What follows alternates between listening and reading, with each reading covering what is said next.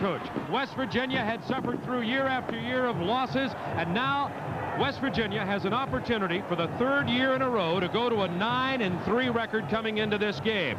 So it's cold here in Birmingham, but the fans are very warm. They've had a great time enjoying the southern hospitality of Alabama. They've traveled from Lexington, Kentucky. They've traveled from Morgantown, West Virginia. And we are expecting an exciting game. As we told you moments ago, Craig Sager is going to be reporting from the sideline. And let's go down to Craig right now. Well, thank you, Bob. Coach Jerry Claiborne is coming through right now. We want to talk to him for a quick second, and he is right here, so please stay with us. Coach, you mentioned before you've been to bowl games. You're at the first Hall of Fame Bowl, but is this one kind of special after the year last year at Kentucky? Well, actually, we're just really excited about this bowl game right now. I tell you, the fans are excited. Just had the fireworks. I hope we get some good fireworks starting here in about 15 seconds. It's been fun, but you're here to win now, right? We've had a great time. We've had a great time all week long, but here's the icing on the cake right here. Thanks a lot. Thank you. Coach Jerry Claiborne of Kentucky. We'll be talking with Coach Don Nehlen also at halftime. Back to you, Bob. Okay, Tim Foley, how about a couple of comments? First of all, as you look at Kentucky here, what do you think the keys to the game are for the Kentucky Wildcats? Well, I think defensively for Kentucky, they're going to have to contain the scrambling and running of Jeff Hostetler. He's an excellent technician, but if they can keep him in the pocket, he's going to complete a lot of passes. If they can keep him in the pocket and contain his running, I think they can put a lot of pressure on this West Virginia offense. Okay, how about West Virginia? Hostetler's the man you're always talking about, but they've got a good defensive team, too. No question about it. Timmy Agee is a killer back in the secondary, and he just intimidates people that comes into that area.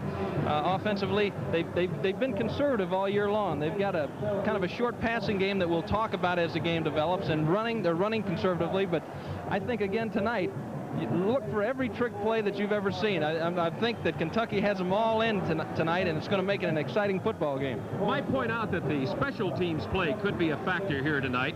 Chris Caudell, the field goal and placement kicker for Kentucky, had been suspended for disciplinary reason, and the man who will be kicking the field goals and point afters has never attempted a college field goal. He's a walk-on by the name of John Hutcherson for Kentucky. Now, there was also a disciplinary suspension for West Virginia University, Willie Drury, who is their fine kick and punt returner. So there's some inexperience in the kicking and punting return game for West Virginia. Thereby, the kicking game could be a big key to what happens here tonight. We're about ready to kick it off from Legion Field in Birmingham, Alabama. So you stay with us, and we'll be back right after this.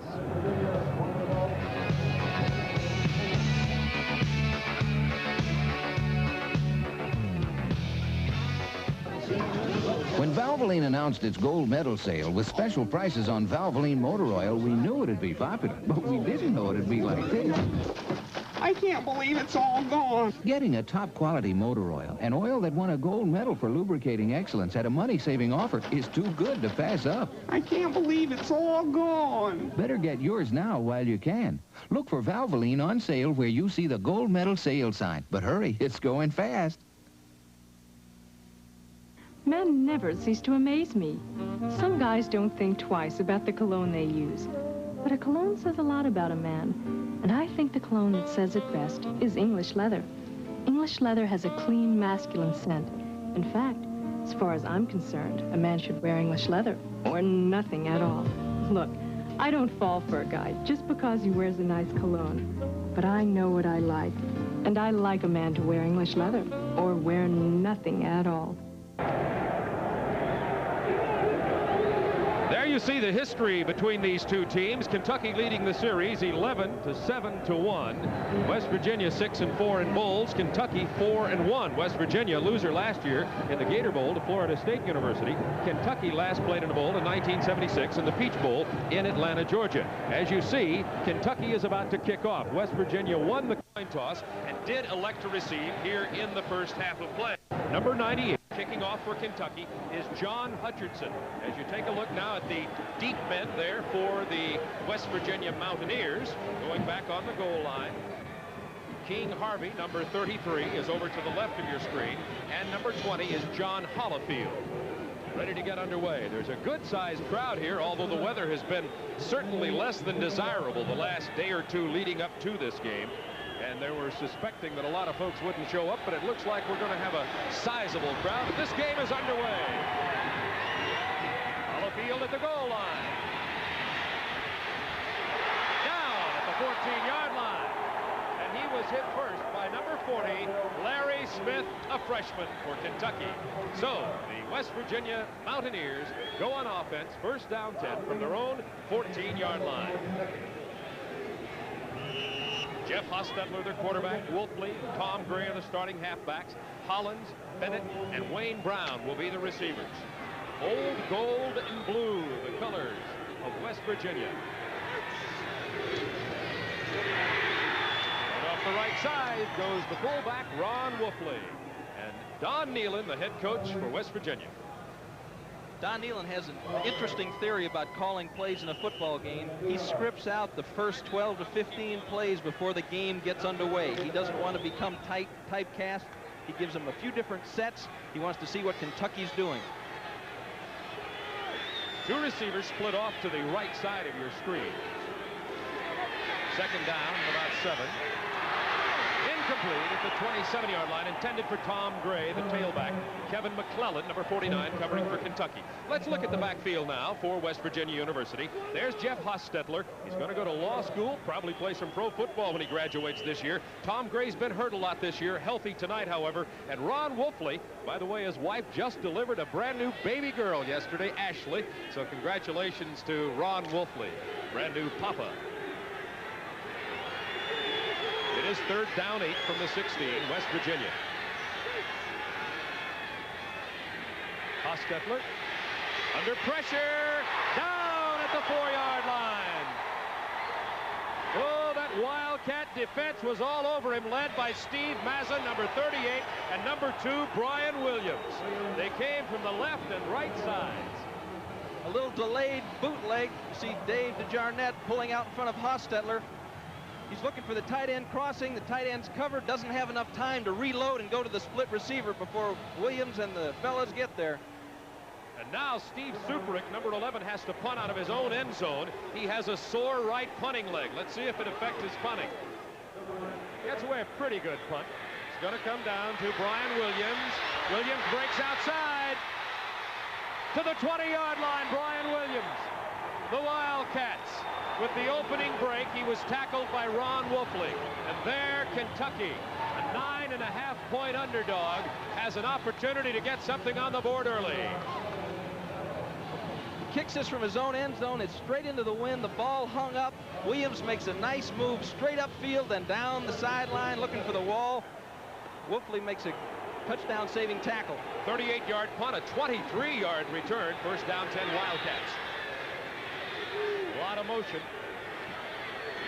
Into the eye, 2 receivers up to the top. Fumble on the play. Wildcats maintain possession. Randy Jenkins bobbled the snap, has it at the 24-yard line. Let's meet the backfield now for Kentucky. There is Randy Jenkins. He's thrown 10 TD passes this year, a senior. Kurt Cochran is the fullback, 5'10", 210 pounds. And the key to the running game, George Adams, 743 yards on the year, 7 touchdowns. They came out in an unbalanced line that first time out. Let's see what they come with this time, Bobby. Second down, 14. This is George Adams to the 12-yard line. About 2 yards short of the first down. Number 44, Tim Agee with the stop.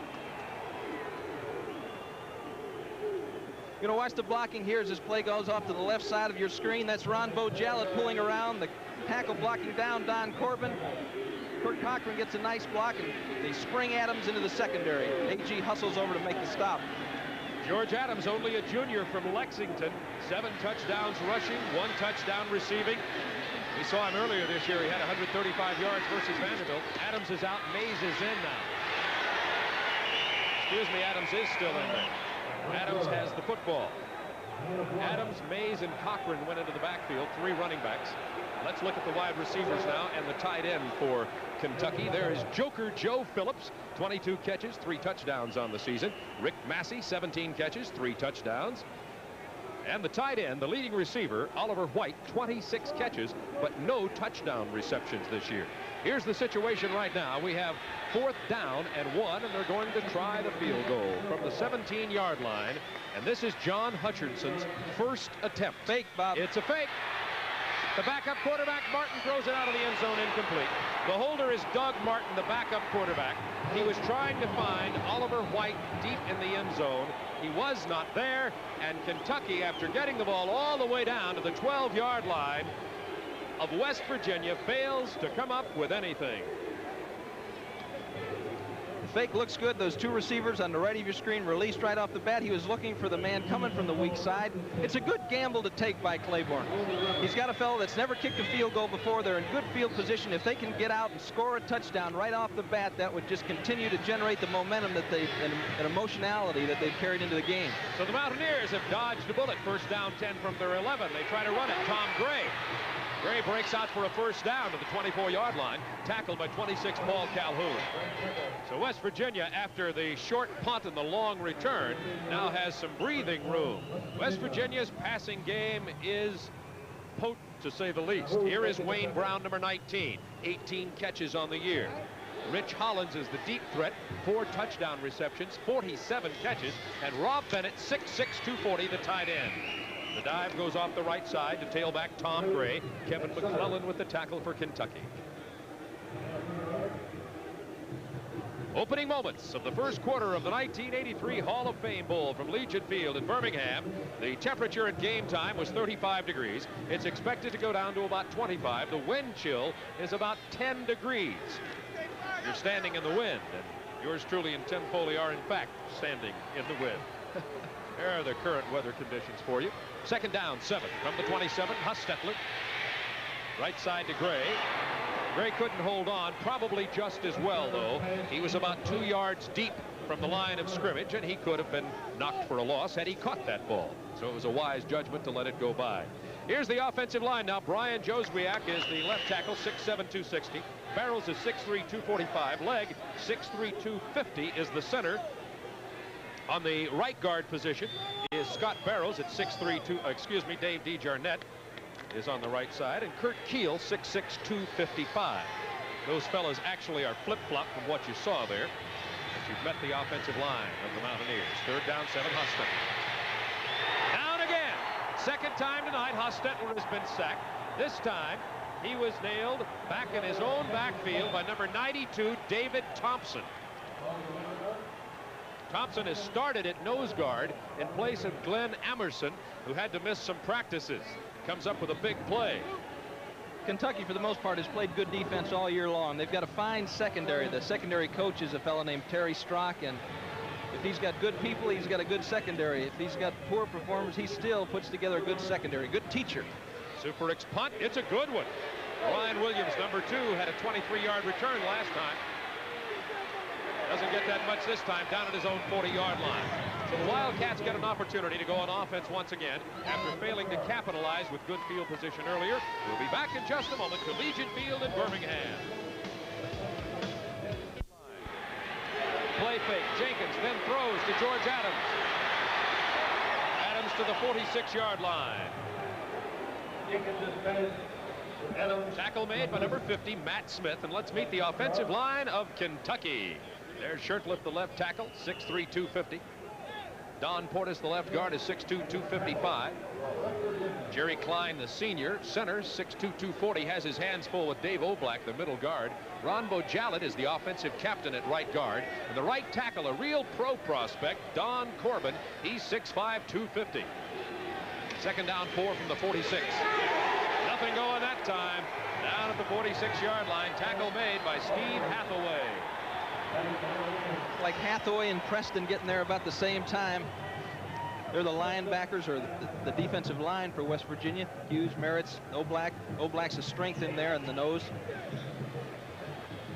In the secondary, Dave Preston just made that hit there. Newberry has been a consistent performer for 3 years for him, and Timmy A.G. is just a vicious hitter in that secondary.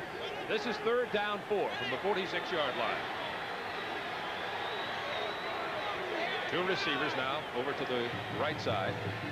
Pitch to George Adams. He gets the first down.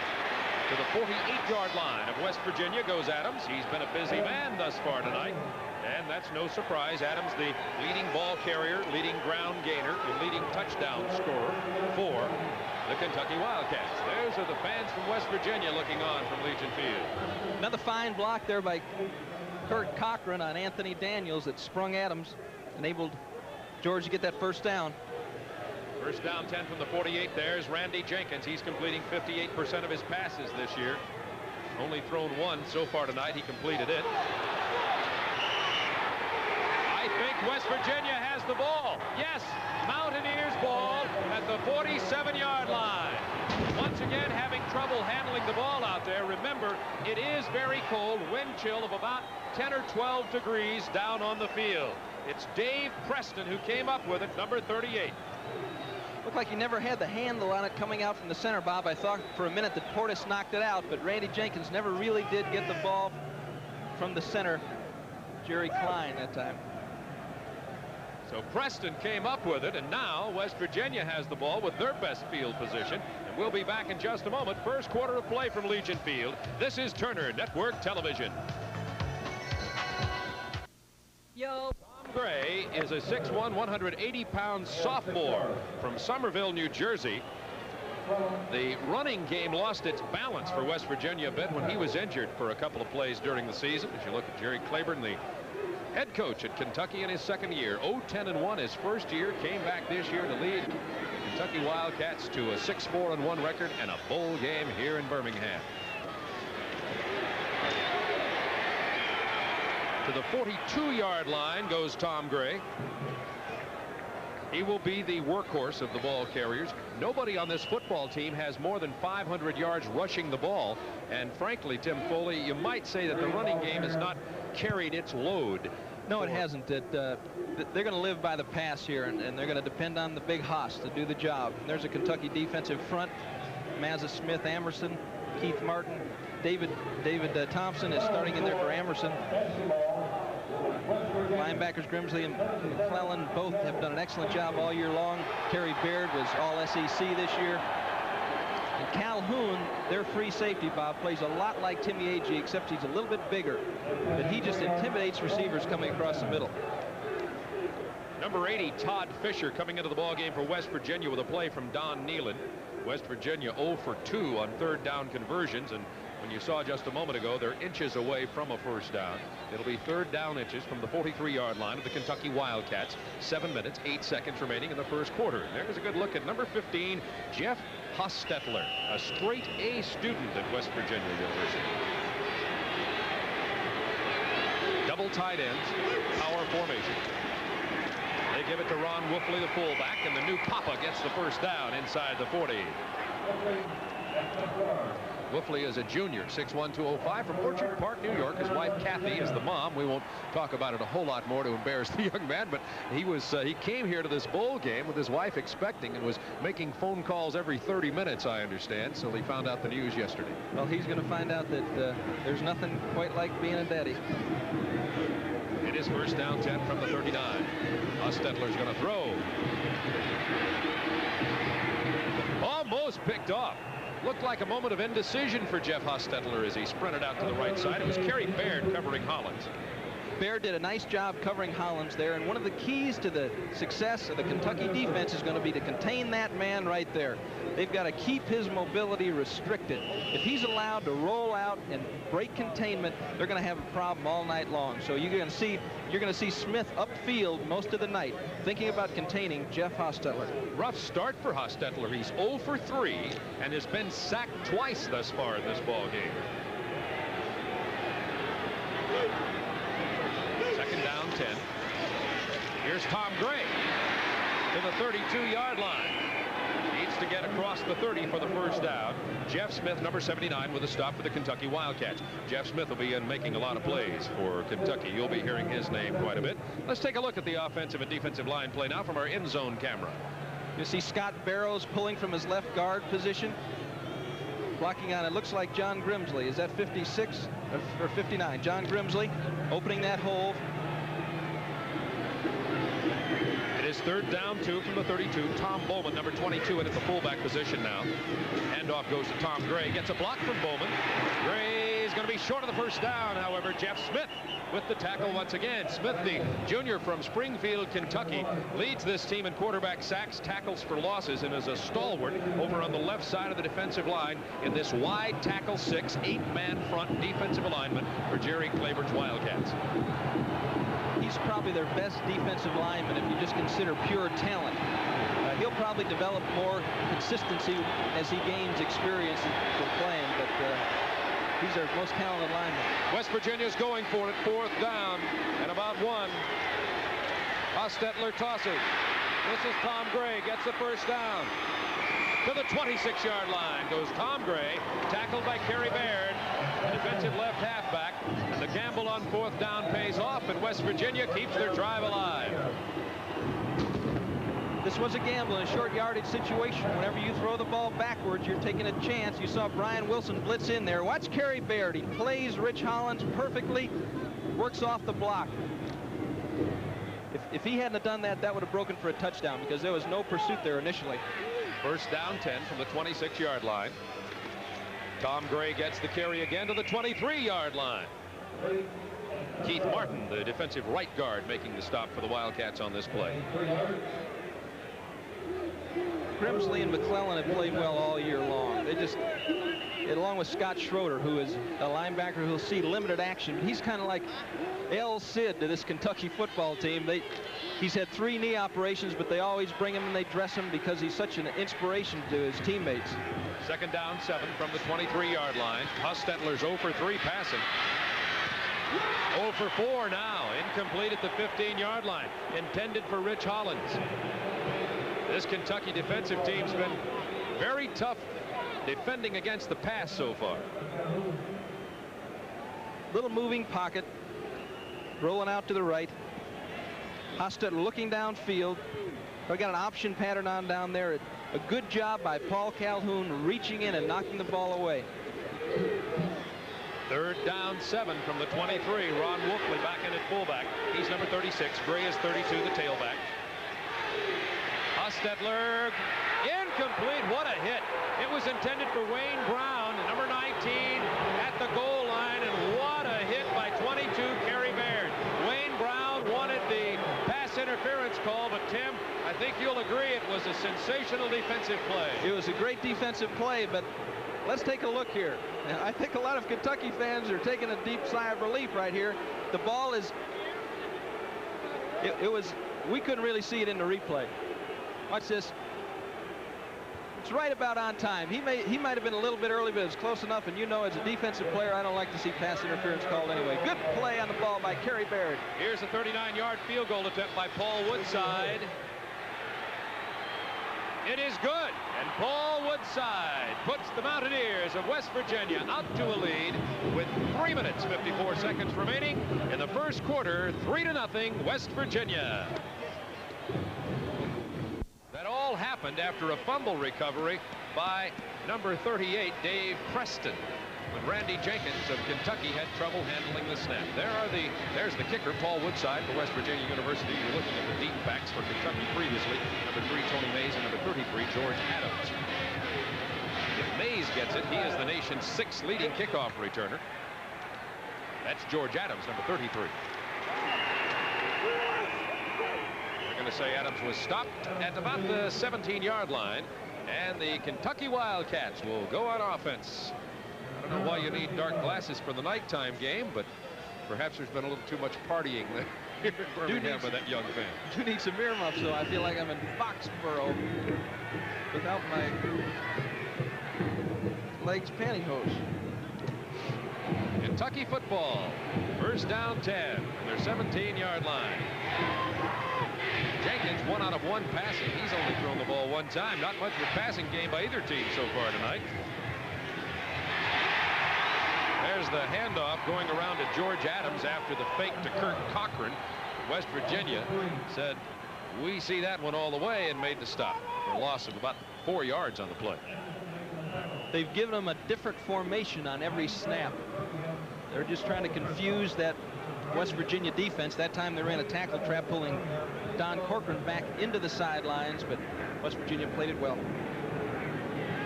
Cochran the fullback, Adams the tailback.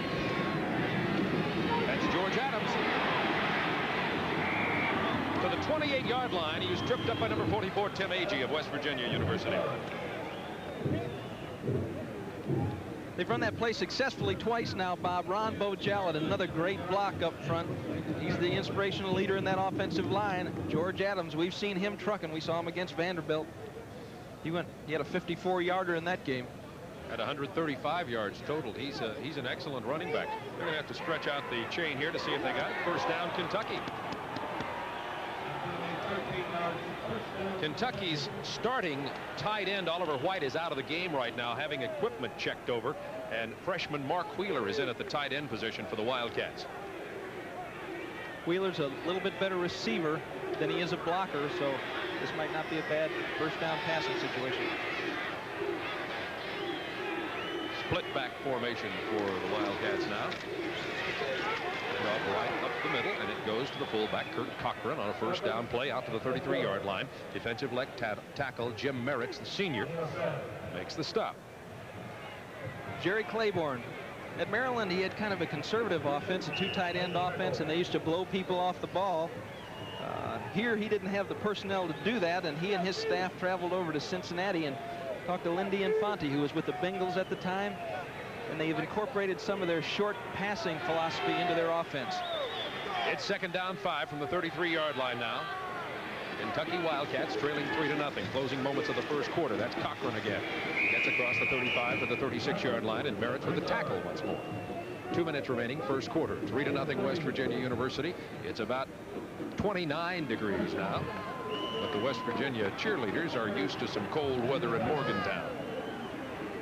Randy Jenkins went from the GOAT last year to the hero this year. He's come a long way. Last year he only completed around 45% of his passes, and they used to leave notes for him on his windshield of his car. And we'll talk about that in a minute.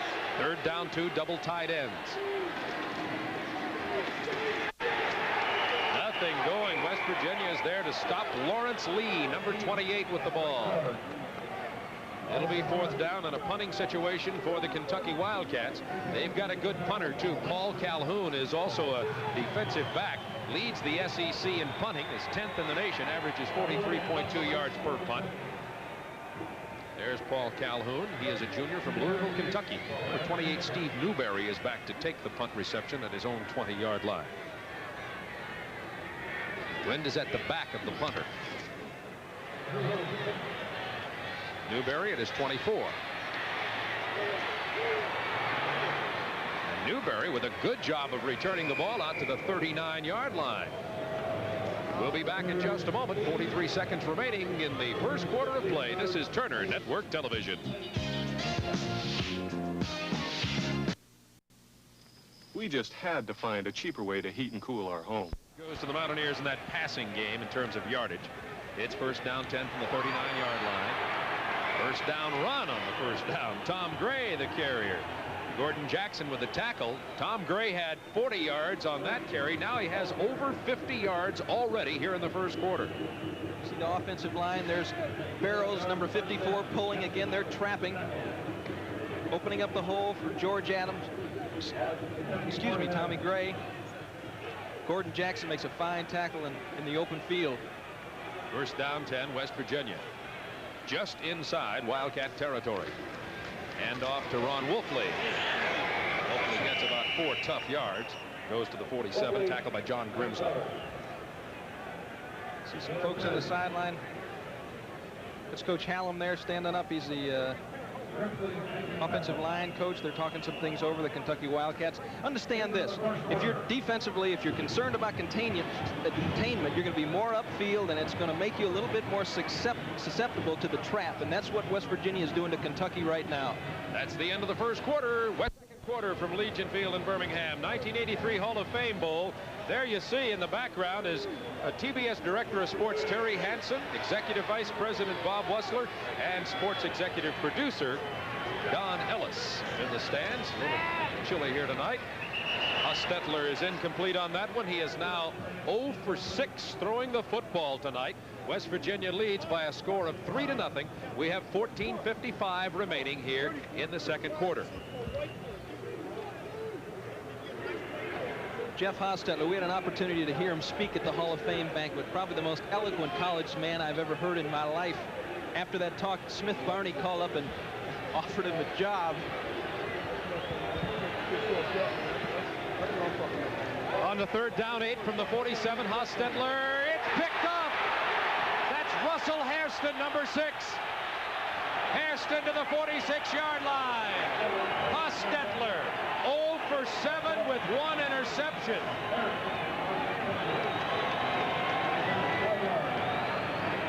Jack Devlin's got his Kentucky defense fired and wired. Great call here. Man-to-man underneath. Hairston just playing center field as the nickelback makes the interception. 6'4", 200-pound sophomore that's got a tremendous amount of ability. Wildcats get another opportunity. They trail 3-0. 1st down 10 from their own 46. Jenkins avoids the sack, gets a block. Pass goes incomplete. Intended for Oliver White. Good pressure back there.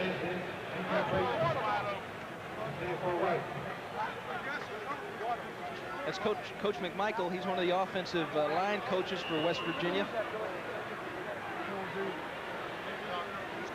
Kind of talk some things over. They're going to buy Hostetler a little bit more time.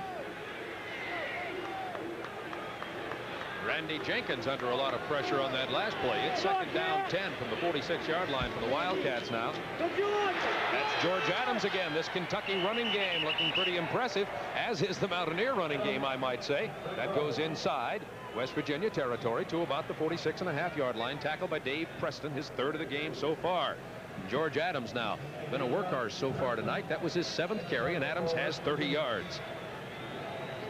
Dennis Brown, the former quarterback at Virginia and the defensive coordinator for West Virginia, that has put together a solid defense here. They've given up less than 100 yards a game with the run.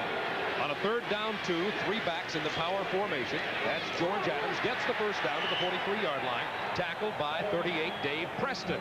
Very active out of that right inside linebacking position for the Mountaineers. I didn't have the feeling that the offensive coaches of Kentucky felt like they could run the ball this effectively on West Virginia. This is just straight ahead.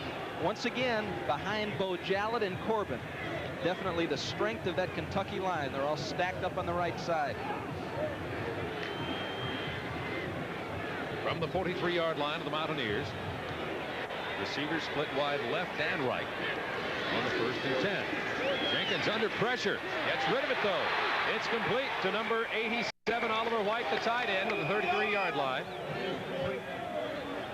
Jenkins had gold and blue all over him back there, but was able to release the ball for a pass completion. You're going to see Whitey Daniels, number 8, blitzing from the outside. Now the inside linebacker has to get over and cover the tight end. He's hustling to get there. That's David Preston, but he doesn't, trailing him a little bit, doesn't quite make the play. There's Don Nehlen, personable head coach, West Virginia University. Enjoyed our chat with him in preparation of the ball game. If they win tonight, his teams will have gone 9-3, 3 years in a row. George Adams inside the 35, close to a 1st down. Anthony Daniels and Dave Preston combining on the stop for the Mountaineers. Can't say enough nice things about Don Nehlen. Probably the most cooperative coach that we've worked with all year long. Came to a program for the year before, was 2-9. They went 500 the first year. In the last 3 years, they've been 26-9. Had a couple of good quarterbacks, Oliver Luck, who's now with Houston, and they've developed Hostetler into a great quarterback. Don Nehlen was a pretty fair quarterback himself at Bowling Green. The team was very successful when he was quarterback there. Later coached at Bowling Green. It is a 1st down, as you see, when they stretch out that chain. This is the 5th television appearance this year for West Virginia University. We were telecasting a game on TBS earlier this year with Maryland and West Virginia, and Don Nehlen said he told his fellas they were becoming America's team.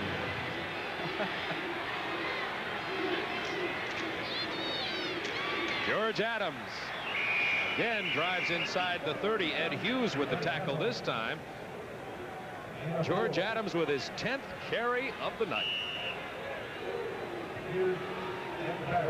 Well, West Virginia better get used to this kind of exposure. They had 4 losing seasons in a row before he arrived. And as you mentioned, if they win tonight, that'll be the 3rd year in a row they've won 9. Second down, 6 from the 29-yard line. Adams again to the 26-yard line. He runs smack dab into 250 pounds of Jim Merritt, number 96 for West Virginia. Saw 38 Dave Preston getting up off that tackle too. Preston came in here behind Derek Christian. Preston's a senior, and he's been very active tonight. It's been tough for me all week. I've got Howard Schnellenberger, who was an All-American at Kentucky, lives down the street from me, and then also right down the street lives Fred Cowell, who was an All-American at West Virginia. So I'm under a lot of pressure here. This is third down 3 from the 26-yard line. And now Kentucky uses a timeout for Jenkins to come over here to chat with the brain trust of the Kentucky Wildcats. Randy Jenkins has certainly come a long way, struggled a little bit last year, but this year he's thrown for 1,272 yards, 10 TDs, only 10 interceptions, completes 58% of his passes, and has broken a lot of University of Kentucky records. And now let's go down to the sideline to our colleague Craig Sager. Thank you, Bob. With me, Floyd Little, one of the newest inductees into the College Hall of Fame. Congratulations. Thank you, Craig. All these reports about Jim Brown coming back. If he comes back, are you going to come back? Well, I made a statement that if anybody breaks my fumbling record, I might consider coming back. But at 41 years old, I don't have any questions about coming back. I don't want to come back. At Syracuse, you had some big rivalries with West Virginia. How do you see this game so far? We did. It's been a pretty good game. I'm really impressed with Kentucky and their ability to stay in there because they're much smaller than the West Virginia team. Yes, we've had some good rivalries over the years, and the game has been pretty good, pretty close so far. It's only 3-0. Bob? All right, Craig, looks like a halfback option coming up, going long. That's Tony Mays throwing. That's Jenkins catching. Touchdown! Tony Mays, the halfback, throws to the quarterback, Randy Jenkins. Oh, boy, Kentucky has taken the lead. A 26-yard touchdown pass.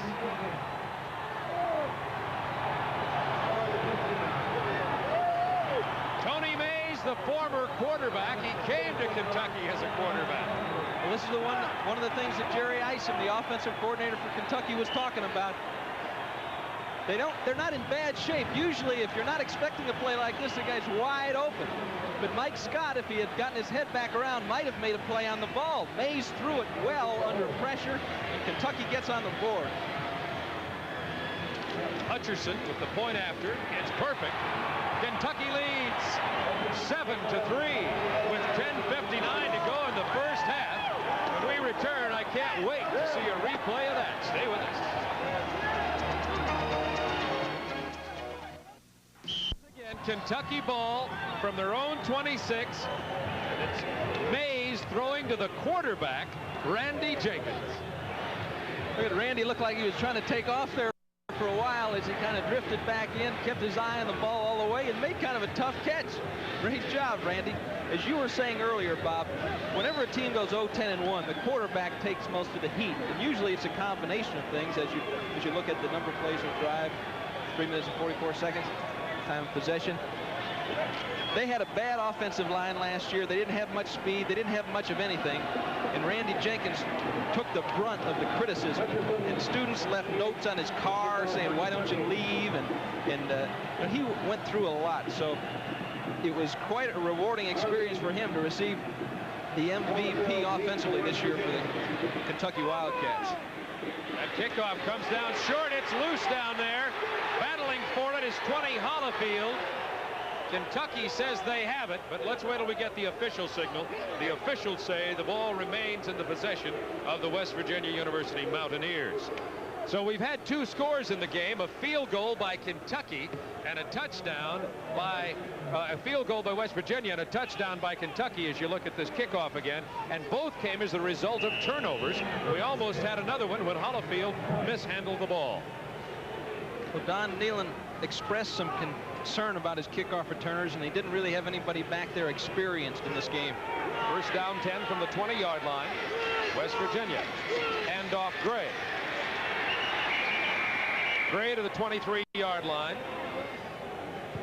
Harvey at the floor. Let's check that. That's number 33, King Harvey, the junior who came in to replace Gray, who was such a workhorse in that first quarter.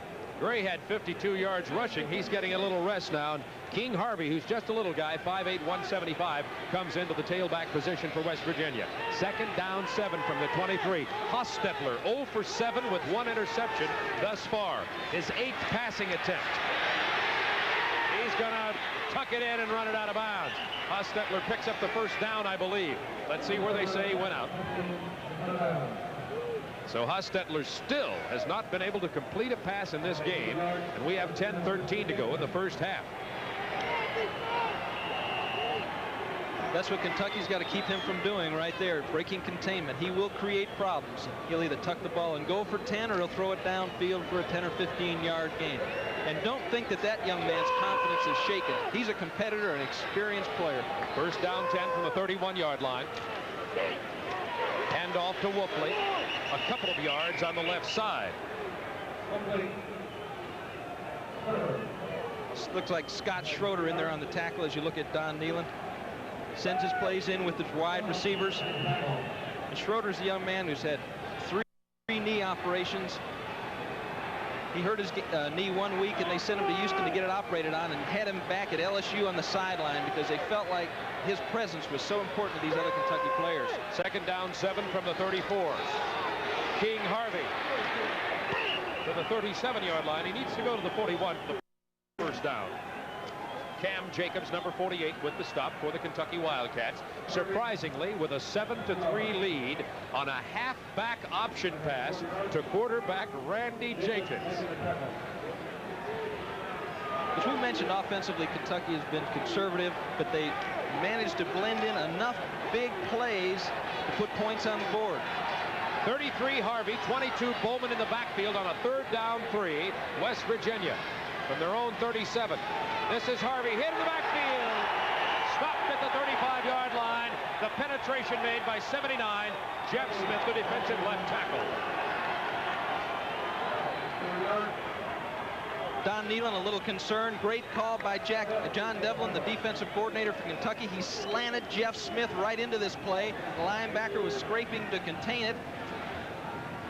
Play never had a chance to develop. Here's Suprick into punt now, averaging 43 yards on 2 punts.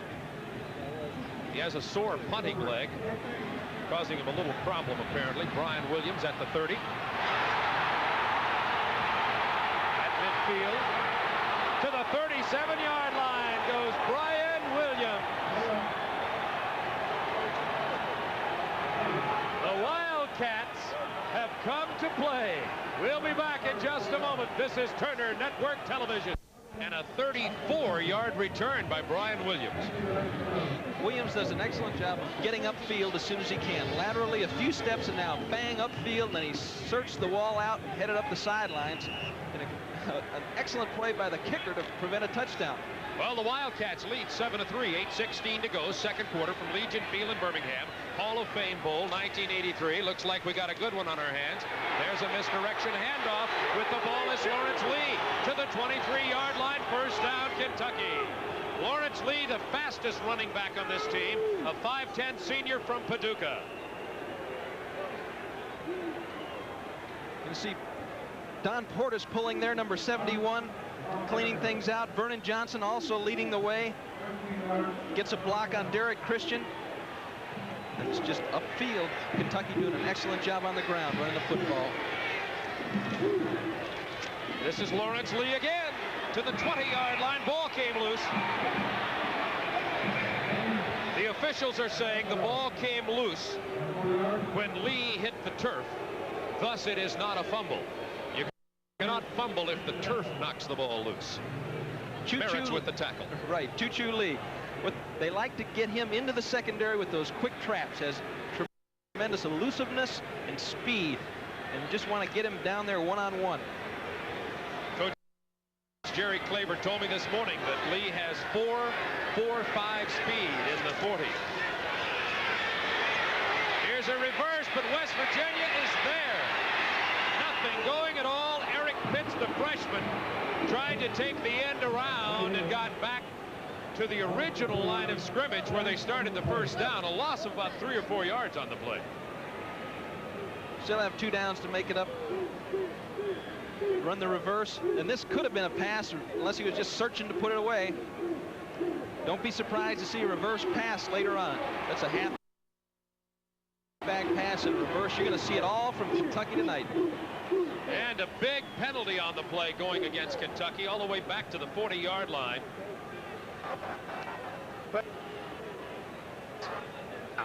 Some problems with the referees, Mike Donald Safran. He announced clipping against Kentucky back to the 15. So it's second down forever. Second down 26 for the Wildcats now. They lead 7-3. Correct me if I'm wrong, but I believe that's the first penalty of this game. Flag free so far.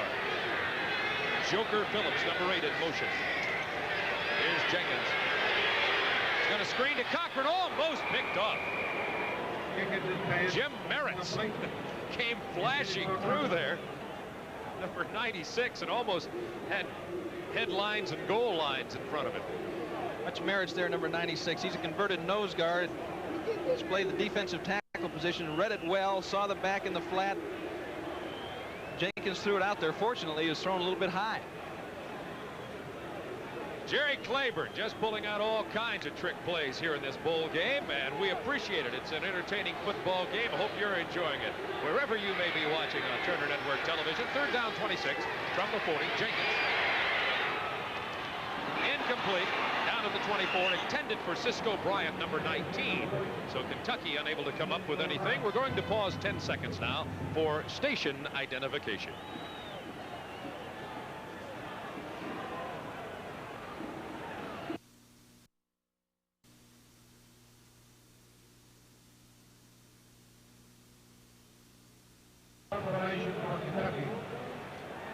Number 26, Calhoun, is in to punt. His first punt was 41 yards. Steve Newberry is back at his own 10-yard line to receive the punt for the West Virginia Mountaineers.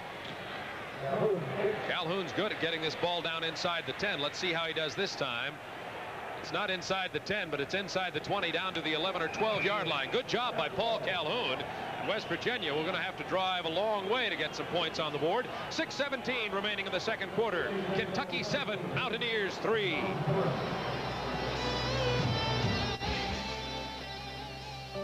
Dear Mom, we're sorry we can't be there with you and the family, but we're sending you some things we think She gave you everything you'd ever need to chase your dreams and make them real. She gave you love to last a while, and now you're giving back the smile. And Mom, we send them with all our love. We bring good things to life. Line trailing 7-3, 6:17 to go in the second quarter. Hostetler 0 for 7 throwing the ball. Doesn't throw it again. Hands off to the tailback. Out across the 15 goes Tom Gray, number 32.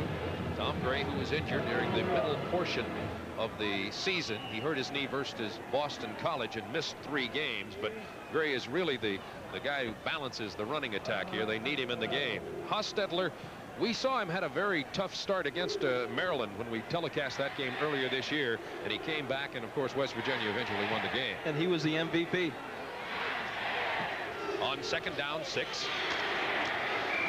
Out across to the 22-yard line goes Tom Gray once again. And that's going to be about a yard short of the first down, I believe. Their big weapon is Hostetler. Obviously, the Kentucky defensive coach is concerned about stopping him most, and that may be opening up some doors for Gray to the inside. And Legg and Jarnett, Keel and Barrows, and the big Joe Zwiak are opening some holes. Double tight ends. This is third down 1, West Virginia. That's Gray. First down to the 26-yard line. Tackled by Kerry Baird. We understand that Rob Shellhouse, who is a special teams player for West Virginia University, was injured on one of the special teams plays earlier. He has injured his right knee, has left the game, is not expected to return. Senior from Pittsburgh. There's Tom Gray's stats on the year. They're not that impressive in terms of total yards because he was injured several games. He has 66 yards already in this game tonight. on the first down. Hostetler looking for his first completion, going long. Incomplete. He was looking for Gray down the near sideline. Out of the backfield. Couldn't connect. Hostetler goes now to 0 for 8 with 1 interception. Well, they got the matchup they were looking for on that play. Kentucky man-to-man underneath. Grimsley, John Grimsley, was running man for man with Tom Gray. The ball just a little bit overthrown, but Grimsley was in good shape. Neither one of those Kentucky linebackers are very, very big, Grimsley or McClellan. They're both very mobile, and they do a surprisingly good job of taking on that straight-ahead power running. This is second down 10 from the 26-yard line. Now 2 receivers are split up to the top of your screen there. Hostetler. Almost intercepted. Paul Calhoun had that one whistle right through his hands. We're going to see the secondary, Kentucky secondary, watching them work here as they drop back to their zones. You see Wayne Brown turning to the inside, slipping down as he comes back up. Hostetler throws the ball, and again Brown goes down to his knees.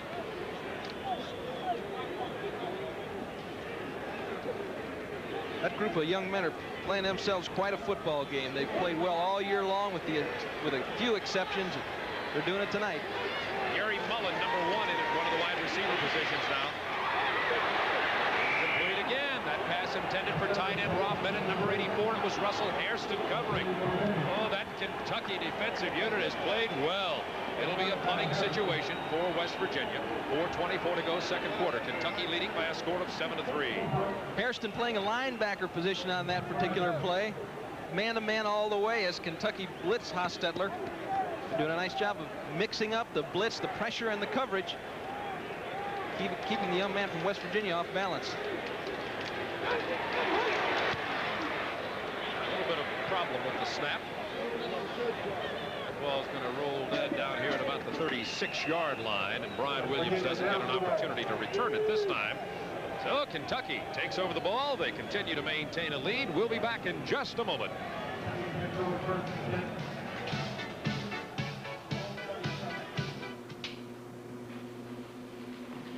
Himself. He pitches back to the tailback. It's 28 Choo Choo Lee. Lee able to struggle to the 40-yard line, not much further. 3 fine tailbacks for Kentucky. They have George Adams, Tony Mays, Lawrence Lee. They can just keep running them at you back there. There's Choo Choo Lee now. He's coming out of the ball game. George Adams has gone back in. It'll be second down. And let's call it 7 yards from just inside the 40-yard line for the Kentucky Wildcats. Don Corbin just came off the field, Bob, and he seems to be having a little bit of a problem with his shoulder. Corbin, the strong offensive right tackle. What a great grab out there, just short of the first down. They're saying it was not a great grab. Great attempted grab by number 87, Oliver White. He had to spin around from behind to try to hold on to that ball. White is the leading receiver on this Kentucky team, but has no touchdown catches and is a pro-size tight end. They use the Cincinnati passing attack, and simply what that means is that most of the patterns are not called in the huddle. They may call a pattern in the huddle, but the receiver will read it on the run. White, as a tight end, as he comes across the field, will find an open area and sit in it. Third down 7. Joker Phillips in motion. Jenkins under pressure. Look at him avoid the sack. There were 4 players who had an opportunity. Joker Phillips with the football, number 8. Phillips all the way to the 41-yard line.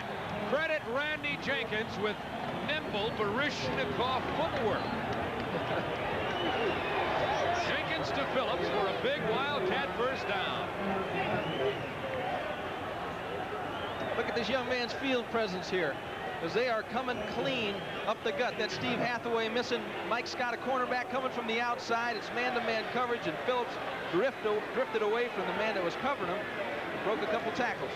Here's a handoff to Lee. Lee gets to the 37-yard line. That was a 22-yard pass reception we saw just before. So, frankly, Tim, we saw Kentucky play Vanderbilt on one of our earlier TBS telecasts, and Kentucky was a ball control, very conservative, field position football team. I expected West Virginia to be a little bit more exciting in terms of moving the ball and throwing the ball tonight, and it's been just the opposite. Kentucky coming out here and pulling loose all the stops. Well, that's like saying a baseball team can't hit the ball. You know, somebody's pitching it good, and Kentucky's playing excellent defense tonight, Bob. This is 2nd down 5. Jenkins finds George Adams to the 24-yard line. Another Wildcat first down.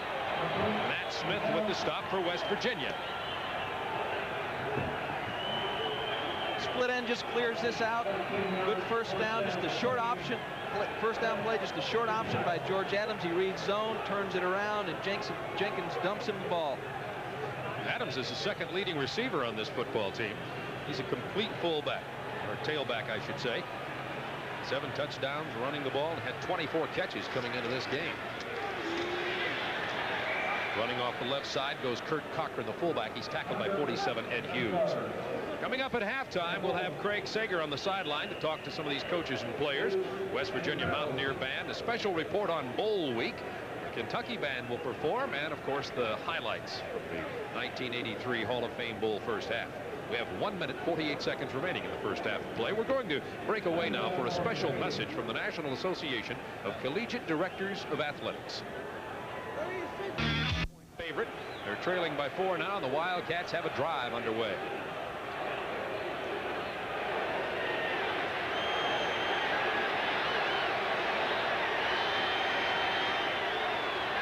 Cisco Bryan in motion.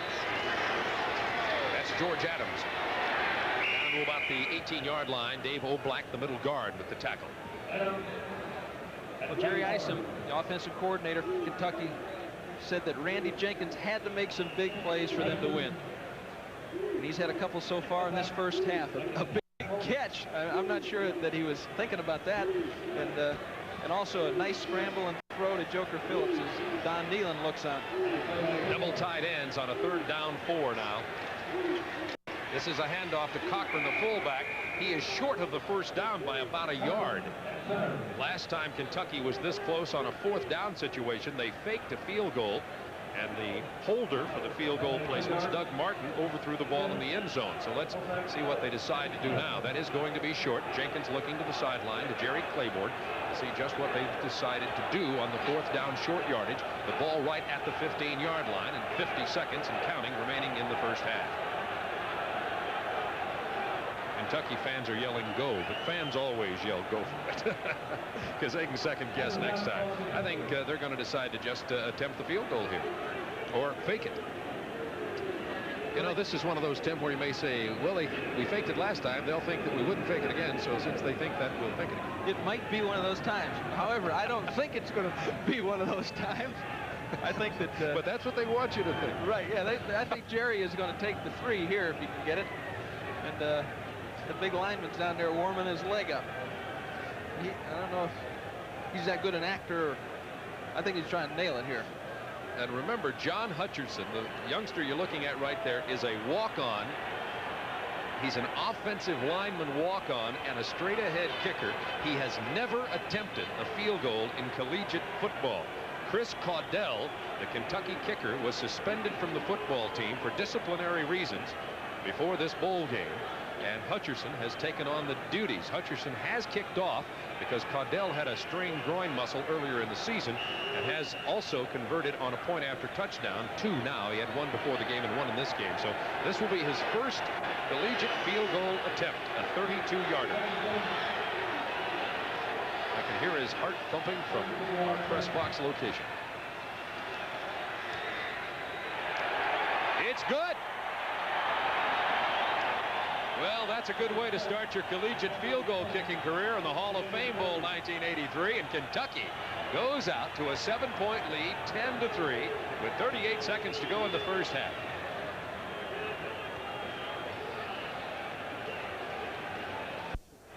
Offensively, they've been strong all year. They've outscored their opposition in the second quarter 2-1, and in the third quarter 4-1, which means that they've got an excellent offensive staff. Now, here in Birmingham, the home of Legion Field is also the home of the Southeastern Conference. And speaking of that, SEC basketball will come your way if you're a TBS viewer this year with Skip Carey and Joe Dean. By the way, if you're a Superstation viewer, you'll get to see some of those great games that you see on the screen right there. And if not, you can certainly contact your local cable system company to subscribe to the Superstation. We hope you're enjoying our telecast from wherever you may be watching around the country. We have a lot of fine broadcast television affiliates in various cities around the nation, in addition to the cable subscribers from coast to coast. Very short kickoff. It's going to give him trouble again down there. Oh! Going down hard is King Harvey, number 33, at about the 17-yard line. The Hutcherson kickoff is kind of like a 9-iron shot. It just kind of digs into the turf down here and gives some problems for the receivers. There's some coaches who try to hit the ball in this area. I'm not sure that that's what he's trying to do or if it's just being blown back by the wind, but Russell Harrison was down there in a hurry, put the hurt on King Harvey.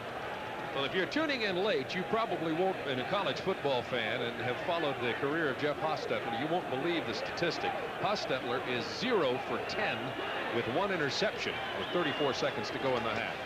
Hands off to Tom Gray, his tailback. Gray out to the 22-yard line. Clock down to 27 and ticking down. And now West Virginia University has called timeout, and Don Nehlen trying to decide if he can get anything going in 26 seconds to put some more points on the board here at halftime. He's on the phone with Russ Jacks, who's in the booth. Russ is the offensive coordinator, and they'd like to come up with something. Don's been around long enough to come up with something creative if he wants to take a chance at this particular time, or maybe they'll just decide to run it out. But what a football coach he has been, and the people of West Virginia really love him, and I can see why. Personable and warm. He doesn't have some coaches get real anxious and nervous before the game, and I'm sure he does too, but he certainly doesn't display it. Well, the Kentucky Wildcats, who normally play 6 defensive linemen, 2 linebackers, and 3 defensive backs, have now gone to 4 defensive backs, anticipating the passing game. And I would venture a guess here. As a matter of fact, now they're putting in 5 defensive backs in the Kentucky defensive alignment. I would venture a guess here that Hostetler may, in fact, complete a pass before the half is over, because Kentucky will probably be dropping back very deep. They are about 40 yards behind the line of scrimmage. Draw play, Tom Gray. Gray to the 32-yard line, first down. That'll stop the clock down to 20 seconds in the half.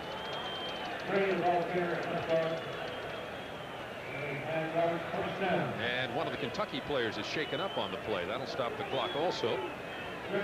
I think it's John Grimsley, their fine left linebacker. Let's hope that youngster is okay. He leads the team in tackles. Well, he has for 3 years in a row been an integral part of their defense. Matter of fact, he was injured making the tackle on that play. 20 seconds remaining in the first half. It's a surprising 10-3 Kentucky lead over West Virginia here in the 1983 Hall of Fame Bowl. Might take a moment to thank all those fine folks from the Hall of Fame Bowl who have helped us out and who have staged this game. Fred Sington, Dan Henley, Luke Cranford, Jim Simmons, Houston Blunt, Charles Martin, Paul Thompson, and all the folks with the Hall of Fame Bowl Committee who've done such a great job entertaining and being very hospitable to both of these football teams, and of course our TNT and TBS Sports broadcast crew. Fine bowl indeed. It's $1.1 million will be shared by these two teams as the payoff for this bowl. There are 16 NCAA sanctioned major college bowls, and this bowl, Hall of Fame Bowl, in its 7th year has moved into the top half in terms of money payments to the teams. Another handoff to the 34-yard line to Tom Gray. So West Virginia is going to take away my prediction that Hostetler would complete a pass before halftime. They're going to let the clock run out here, and Hostetler is going to finish the first half 0 for 10 with 1 interception. Kentucky leads by a score of 10-3, and I can't wait to see what West Virginia decides to do to get back in this game in the second half. Now let's go down to the sideline to Craig Sager. Well, thank you, Bob. Coach, what's wrong with Jeff Hostetler? 0 for 10. Yeah, that's a good question. I don't think we've ever been 0 for 10 at the... I don't know if he's cold or what, but we've never been 0 for 10 at the end of any first half. We got to get him going. We're running all right, but we're not throwing, and we got to get some yards passing. Looks like he's throwing behind some of the receivers. Yeah, he sure is. I'd like for him to hit him in the hands. Okay, thanks a lot. Coach Don Nehlen, his team trailing at half, 10-3. Back to you, Bob. Mountaineer Band right after a message from each of tonight's schools.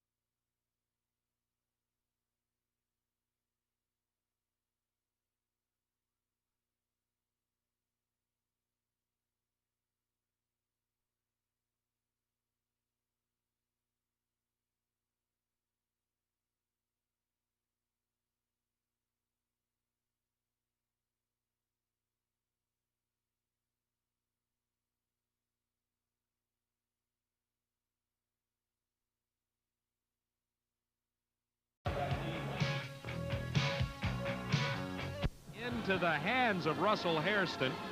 And Jeff Hostetler has not completed a pass, with the exception of this one, to the wrong team. This is the Kentucky scoring touchdown pass by halfback Tony Mays, a former quarterback. And look who he finds for the reception, the quarterback, Randy Jenkins. Later in the half, a field goal for Kentucky, and they lead by a score of 10-3 at halftime. But the surprising thing to everybody watching this game has to be that Jeff Hostetler, one of the finest senior quarterbacks in the nation, is 0 for 10 with 1 interception. And Tim Foley, as the analyst, I have to ask you why. You would have to ask me that, right? Well, Nealon didn't know. How am I supposed to know? But I can tell you, I think, what's wrong. First of all, he got off to a bad start. And whenever a quarterback does it, he needs to hit a couple just to regain his composure. The other thing, John Devlin of Kentucky has devised a remarkable game plan, I think, defensively. Hairston's interception was a zone coverage, and they were running man-to-man with one of their receivers. They're giving him a lot of different looks. And I'm not sure that it's confusing Hostetler, but it might be confusing his receivers, which is just as bad. Well, it's certainly an interesting score at halftime. Kentucky leading by a score of 10-3. But West Virginia came into this game with an 8-3 record. The Mountaineers have beaten some of the finest teams in the country, like Boston College, like Maryland, like Pittsburgh. You can be just about certain that they'll be coming back with something in the second half. The 0 in the first half of play. As Don Nealon said going into the locker room at halftime, they've never been in this situation. The University of Miami shut down their running game fairly effectively, but they've been able to move the ball through the air on just about everyone. West Virginia set to kick off. Woodside tries an onside kick and falls on it. Did it go 10 yards? Yes, it's West Virginia's ball. Paul Woodside just rolled it forward from the 40. It came across the 50, and at the 48-yard line of Kentucky, Woodside, the kicker, fell on it, and the Mountaineers have field position and the ball. This is probably a play that's there more than people take advantage of. It's a type of play that you would have expected from Kentucky early in the game. But Don Nealon obviously feeling like they had to get something established. We've got to do something right.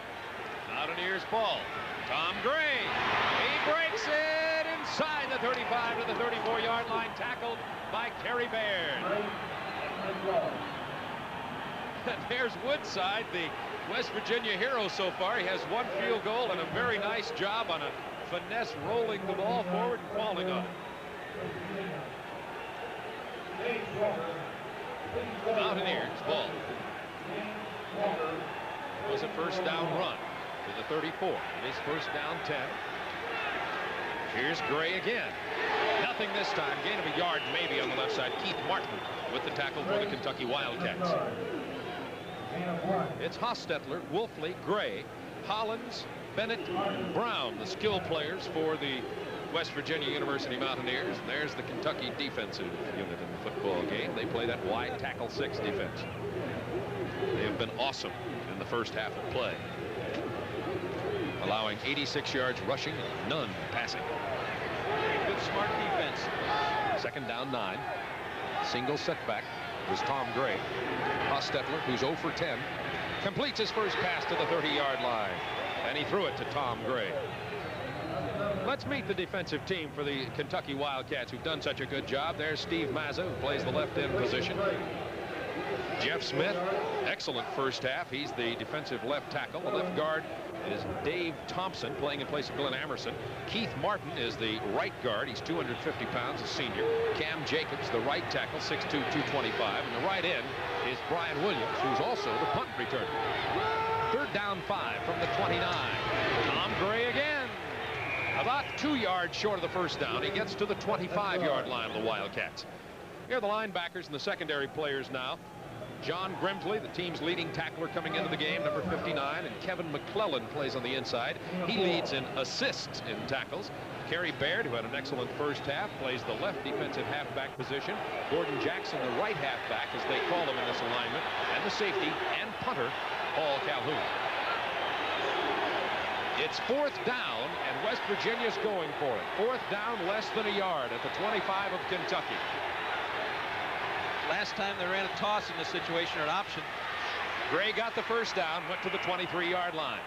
So West Virginia keeps their drive alive. They came out here, onside kicked, and have driven it to the 23 of the Wildcats.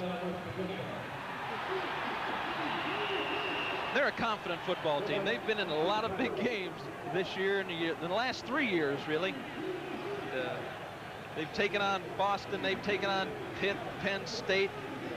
They were down in the Orange Bowl. They played some fine football teams. And they're a confident group. They've won a lot, and they know how to win. Brown to the right side, Hollins to the left. Here's Gray. Gray to the 18-yard line. And Gray now has 108 yards rushing in this game. Tom Gray with 108 yards. He came into the game with only 349 on the year. It's a situation where Hostetler's a little bit off. Kentucky doing a nice job with coverage, and if they're giving you the run, you have to be smart enough to just take it. And that looks like what Nealon's going to do. Second down 5 from the 18-yard line. Kentucky leading 7-3. Handoff Gray. Cuts against the grain to the 16, and down he goes. Needs to get to the 13-yard line of Kentucky for the first down, so we have another West Virginia third down conversion, and the Mountaineers are only 2 out of 8 on third down conversions thus far. Gray with 112 yards now. Remember a couple of years ago when West Virginia just launched themselves into the national picture by hammering Florida in the Peach Bowl. Hostetler. Hollins. Touchdown, West Virginia.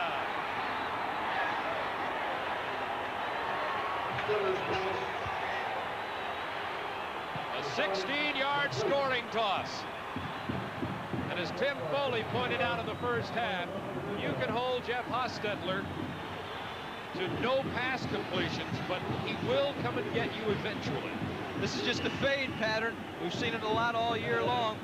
Gordon Jackson not in bad shape, but Hollins just drifts away toward the sideline. Makes a reception for 6 points. Here's Paul Woodside, who is 35 out of 35 on point afters. He continues his perfect mark on kicking the point afters, and we have quickly a tie ball game, 10-10, following the onside kick and the Hostetler to Hollins touchdown pass. Gordon Jackson man-to-man in this situation, almost an impossible ball to stop if it's well thrown, and Hostetler throws it perfectly over the outside shoulder. Jackson chasing, just can't get there in time. And there he is, Hollins, who got the touchdown reception. He's the big playmaker on this team.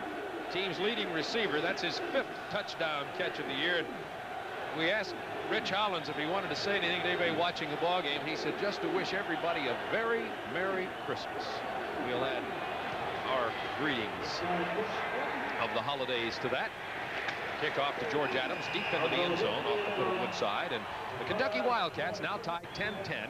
Will bring it out to the 20 and go on offense there. And the Wildcats have been able to run the ball effectively.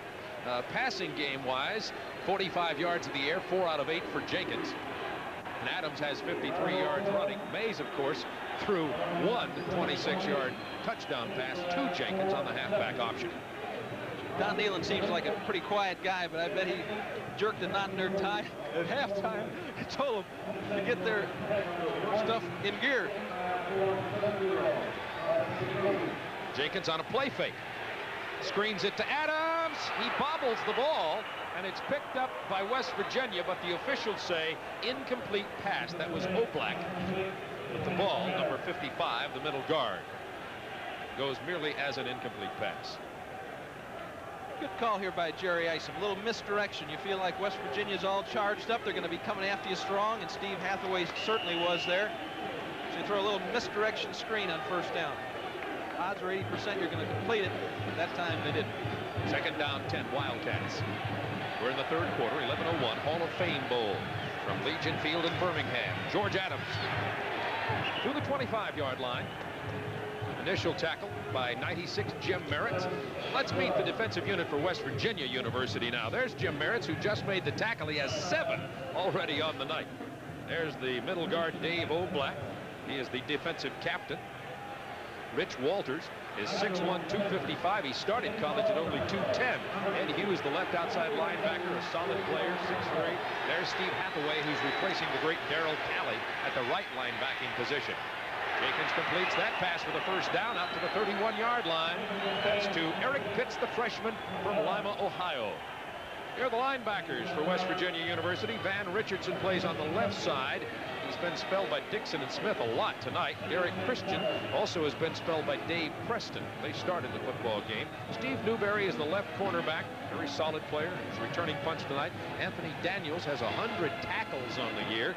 Tim Agee leads the team in almost every defensive category. And Mike Scott is the right cornerback. On the first down, off the right side to the 38-yard line goes George Adams. And now down on the sideline to Craig Sager. Bill Fisher, one of the inductees in the Hall of Fame. And you've been commenting about Mr. Hostetler. You see something different this half? Well, like we mentioned, Greg, he's got to pick out his receivers a lot quicker, and he's got to, make that decision and then step in that pocket and throw it and deliver it. And as soon as he starts doing that, he's going to give Kentucky a little tough time. We'll talk to you in a second, Bob. Moose Fisher, the College Football Hall of Fame. Second down 3 from the 39-yard line. And off to the fullback. First down, Wildcats. That was Kurt Cochran, tackled by Van Richardson. Now back down to Craig Sager. Thank you, Bob.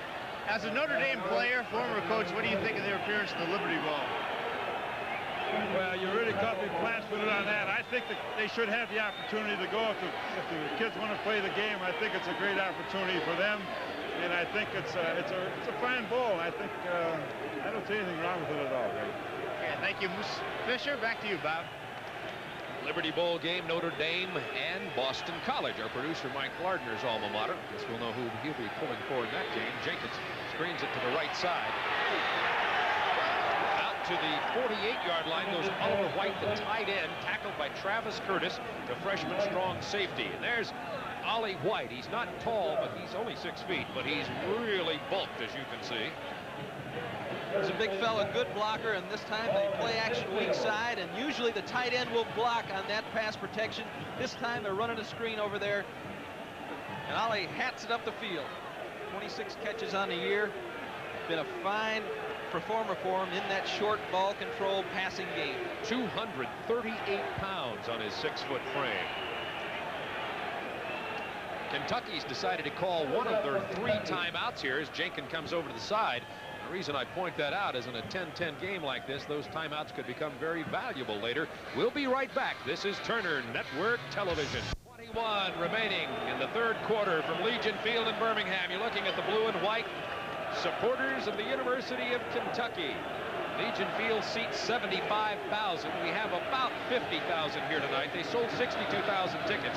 The weather has been horrendous. It has been raining, and now it is just simply cold.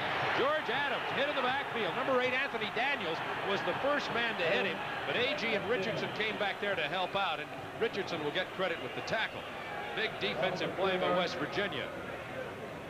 See Jerry Claiborne on the sideline. He's plugged into Jerry Eisman, the offensive coordinator upstairs, and John Devlin, the defensive coordinator.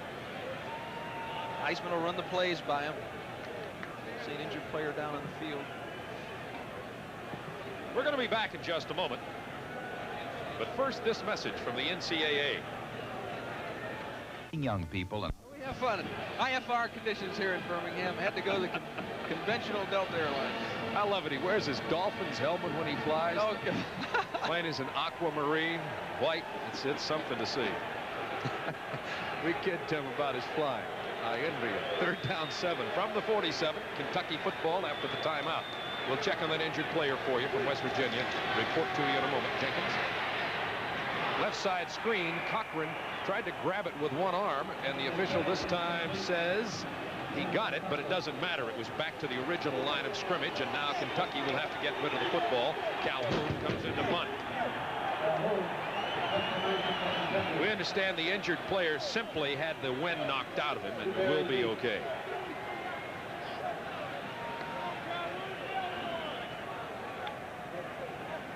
Here's Paul Calhoun. Doesn't get away a great punt here. It's bobbled momentarily after the fair catch call for him. There's going to be a penalty down here now. We'll have to wait to sort this penalty out. There's a possibility that a Kentucky player came within that 2-yard zone of the punt receiver. The other possibility is that the receiver ran with the ball after the fair catch signal. The other possibility is that he did not actually have a valid fair catch signal. So let's watch and see. I don't think Mike Scott is used to being in that situation. It looked like to me he signaled for the fair catch and took a few extra steps. Let's see what the referee, Donald Safran, explains here. Looked like he signaled a delay of game, actually. I don't think that's what he intended. Well, if you're not used to making those fair catches and you hear all those folks coming down, it can send panic rushing through your body. Here we go.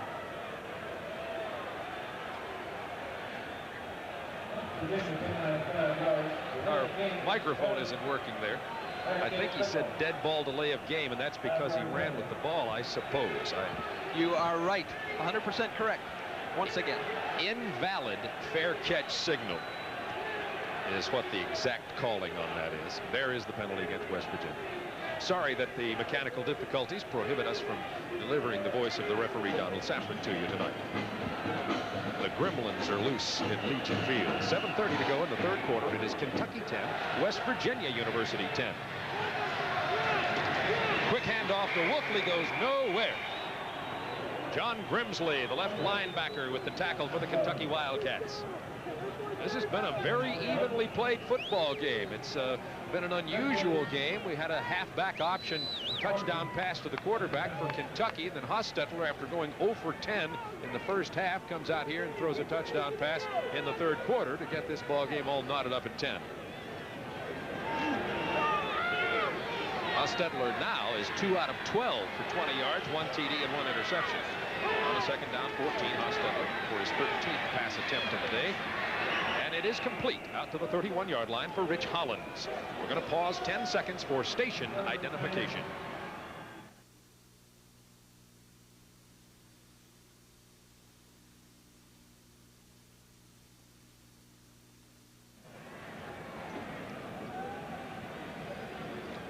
.6:46 to go, third quarter, third down 4, Mountaineers from the 31-yard line of West Virginia. Tom Gray. And whistle sounding. Had a virtually penalty-free first half, but not the case here in the third quarter. You see the West Virginia players saying it's against Kentucky. Somebody jumped off sides there. Hollins did a nice job in the previous play adjusting his pattern to the sideline. There was a man in the area, but he was able to drift away from them. And Hostetler, though the ball was thrown low, got it in there. Don Nealon saying, what the dickens are you doing out there, guys? The officials say there was no penalty on the play. They picked up the flag. So it'll be third down 4 from 31 again. Replay.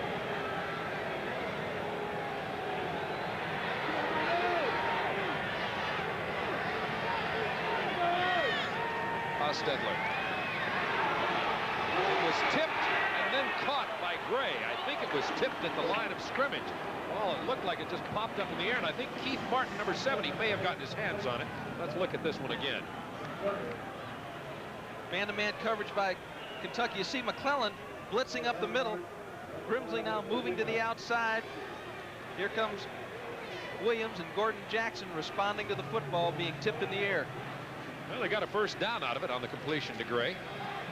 Now the handoff out close to the 45 goes to Tom Gray. It may have been Cam Jacobs who tipped the ball, but nevertheless it just served as a completion for West Virginia University. They might have hit him in the helmet. Cam Jacobs from Coral Gables, Florida, is doing a good job for Coach Jerry Claiborne. Played for Gary Gormley down in the Miami area. Talked to his parents in the coffee shop. They told me to say hi to my old friend Mary Hall. She's watching up in Tennessee. Second down, 7 West Virginia from the 45. Hostetler avoiding the pressure. Throwing complete for the first down. That's to Wayne Brown, number 19. Inside Kentucky territory, out of bounds at the 46-yard line. Good mobility on the part of Jeff Hostetler and a nice catch by Brown.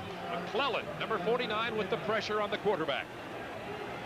Grimsley stepping up, and here comes McClellan blitzing from the outside. Hostetler really hasn't had many opportunities to run that play action and just sit there. Kentucky putting on a lot of pressure, forcing him into some of the errors that he's made. 5:31 to go. Third quarter, 10-10 tie. First down, West Virginia. Hostetler on the delay. Hands it to Gray. Nowhere. Gray to about the 44 and out of bounds. I'd like to mention that the governors of both of the fine states of Kentucky and West Virginia are in attendance tonight. Governor Martha Lane Collins from Kentucky. Governor Jay Rockefeller of West Virginia. And also here at Legion Field, the mayor of Birmingham, Alabama, Richard Arrington. I'd like to pass on our thanks to the mayor for the hospitality of the city of Birmingham, who are TBS and TNT sports crew. Second down, 9 from the 44, Mountaineers.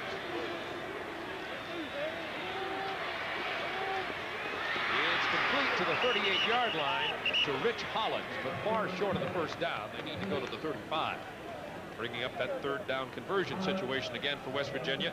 They have been only 4 out of 11 on the night on third down conversions. Brian Williams looked like he got kicked in the thigh there. He's had a fine game for Kentucky all night long. He's been doing a nice job rushing the passer, and he's involved in the coverage. Tremendous quickness, and really a prototype outside linebacker. Good size and acceleration off the football. Brian Williams. Another third down conversions. During the year, West Virginia was 47% on third down, and that tells you how well the Kentucky defense is playing. Hostetler, who was at one time 0 for 10, has now completed 6 in a row and is 6 out of 16. Third down 3. Feeling it, throwing it, complete, incomplete, in and out of the hands of Tom Gray. Oh, Hostetler looks like he's just getting his rhythm back here, and that youngster, Tom Gray, I wish he had a hold of that when it was a first down reception had he held on to it, but now it's going to be fourth down and about 3, and actually closer to a 4-yard distance to the first down stick. Let's see what they're going to try to do here. Bring in Suprick for the punt. Suprick try to get it down inside the 20-yard line. So Brian Williams, the punt returner for Kentucky, is on the sideline with a sore knee. So Eric Pitts is back to take it, but it won't matter anyway because Suprick just punts that ball in and out of the end zone. Kentucky will take over on the touchback at their own 20-yard line. 4:31 to go, third quarter. Kentucky 10, West Virginia 10.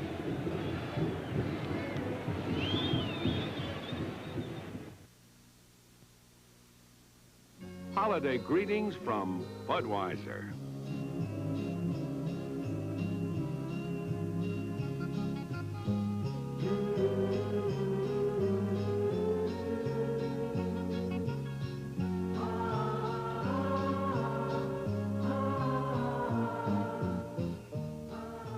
The people who bring you Budweiser wish you and yours a happy and safe holiday season. Chevy Truck is taking charge. Compare S10 Maxi Cab to Datsun King Cab, and you'll see Chevy S10 has Maxi Room, 50% more rear load space, Maxi Payload, more payload than King Cab, Maxi Power, optional V6 muscle the imports don't have, Maxi Towing, 3,000 pounds more than the imports. Maximize your truck. Field, Birmingham, Alabama. How many great football games there have been at this stadium. Hand off to Adams, out across the 20, gain of only 2. Van Richardson with the tackle for West Virginia. This one's getting down to it. It's a 10-10 tie, and these two teams have, it's been kind of one way or the other. Kentucky in the second quarter, West Virginia in the third quarter.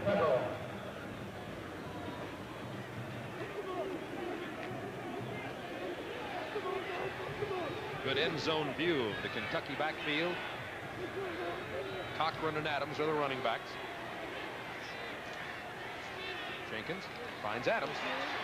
Hit instantly at the 25-yard line by 37 Van Richardson. And Richardson's played himself a heck of a ball game here in the third quarter. He was out a lot in the first half. Richardson, he just keeps getting better and better. He's a young player, only a sophomore, and just is starting to develop a sense of urgency in his play. You saw Don Nealon get a little excited with the punter on the sideline, and that just goes to show the frustration of some coaches. I'll talk about that in a minute. Third down 5. Wildcats ball. Oliver White tight end goes over to the right side now. Jenkins whips it out there, and it's complete for the first down. Steve Newberry with the tackle of Cornell Burbage, number 4, the freshman from Lexington, Kentucky, with the reception, his first of the night. Good arm here by Jenkins. Jenkins gets this ball off right in time. 5-step drop. The receiver turns, and the ball is in the air. Newberry, an excellent defensive back, is caught playing a little deep, responding up and makes the tackle. Out to the 35-yard line now go the Wildcats, first down. Hand off to Adams on the double tight end alignment. He gets to the 38-yard line. George Adams with his 17th carry of the night. He has around 70 yards running. Matter of fact, 67 exactly, and about 23 yards receiving. See, we were talking about coaches' decisions a moment ago, and now Don Nehlen struggled over that 4th down punt. Should I punt it? Should I go for a field goal? Should I try to get it? He decides to punt it, and now it's up to the punter to make it a good decision by the coach. See, coaches can't play. They make decisions, and players make those decisions either right or wrong. Choo-choo, Lawrence Lee, number 28, in the tailback position for Kentucky on a 2nd down 8 from the 37. Play fake, Jenkins screens right side to Lee. Lee to the 39-yard line and down. Gain of only 1.5 yards on that play. A lot of activity, not a lot of progress. Anderson with the tackle. Let's have a look at number 44, A.G. A.G. in a zone that's rotated to the weak side. That puts him in the outside corner of the coverage. And he comes back up there on a screen. As a weak safety, he was their leading tackler. That young man is involved in the football game emotionally and physically. One of the most physical safeties that I've seen play. I'm not sure that he's big enough to play in the NFL, but he certainly has the attitude. He's 5'11", 175. He will play in the East-West game at the end of the season. That pass incomplete out at the 50-yard line, intended for Eddie Simmons. Good hit by Mike Scott, the right corner, to jar it loose. And it's going to bring up 4th down for Kentucky. Jerry Claiborne's going to have the ball punted away. Paul Calhoun comes in to do the job for the Kentucky Wildcats. 10-10 tie, 1:29 to go, 3rd quarter of play. This is Bob Neal and Tim Foley with you. Hope you're enjoying college football at the Hall of Fame Bowl 1983 from a chilly Birmingham, Alabama. Tim Foley, who's a Miami resident, doesn't think it's chilly. He thinks it's frigid. They're going to let that ball bounce down there and stay as far away from it as they can. We're talking about West Virginia.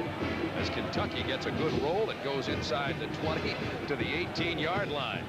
So a good bounce and roll for Paul Calhoun, and he gets 43 yards on the punt. We'll be back in just a moment. 1:11 to go, 3rd quarter, 10-10 tie. Jeff Hostetler, who was 0 for 10 at halftime, is 6 out of 7 for 56 yards and 1 TD this quarter. Hand off to Gray, goes out across the 20 to about the 22-yard line. So Hostetler got his act together at halftime. Kentucky sidelines. Farrell Sheridan talking to his offensive lineman there. He and Jack Hallam work with the offensive line for Kentucky, getting some blocking assignments straightened out. Nice play on that last one by Steve Mazza. 2nd down 7. Hostetler sprints out to his left, under pressure, avoids the pressure. Now he's going to go down. 17-yard line is where he'll be tackled.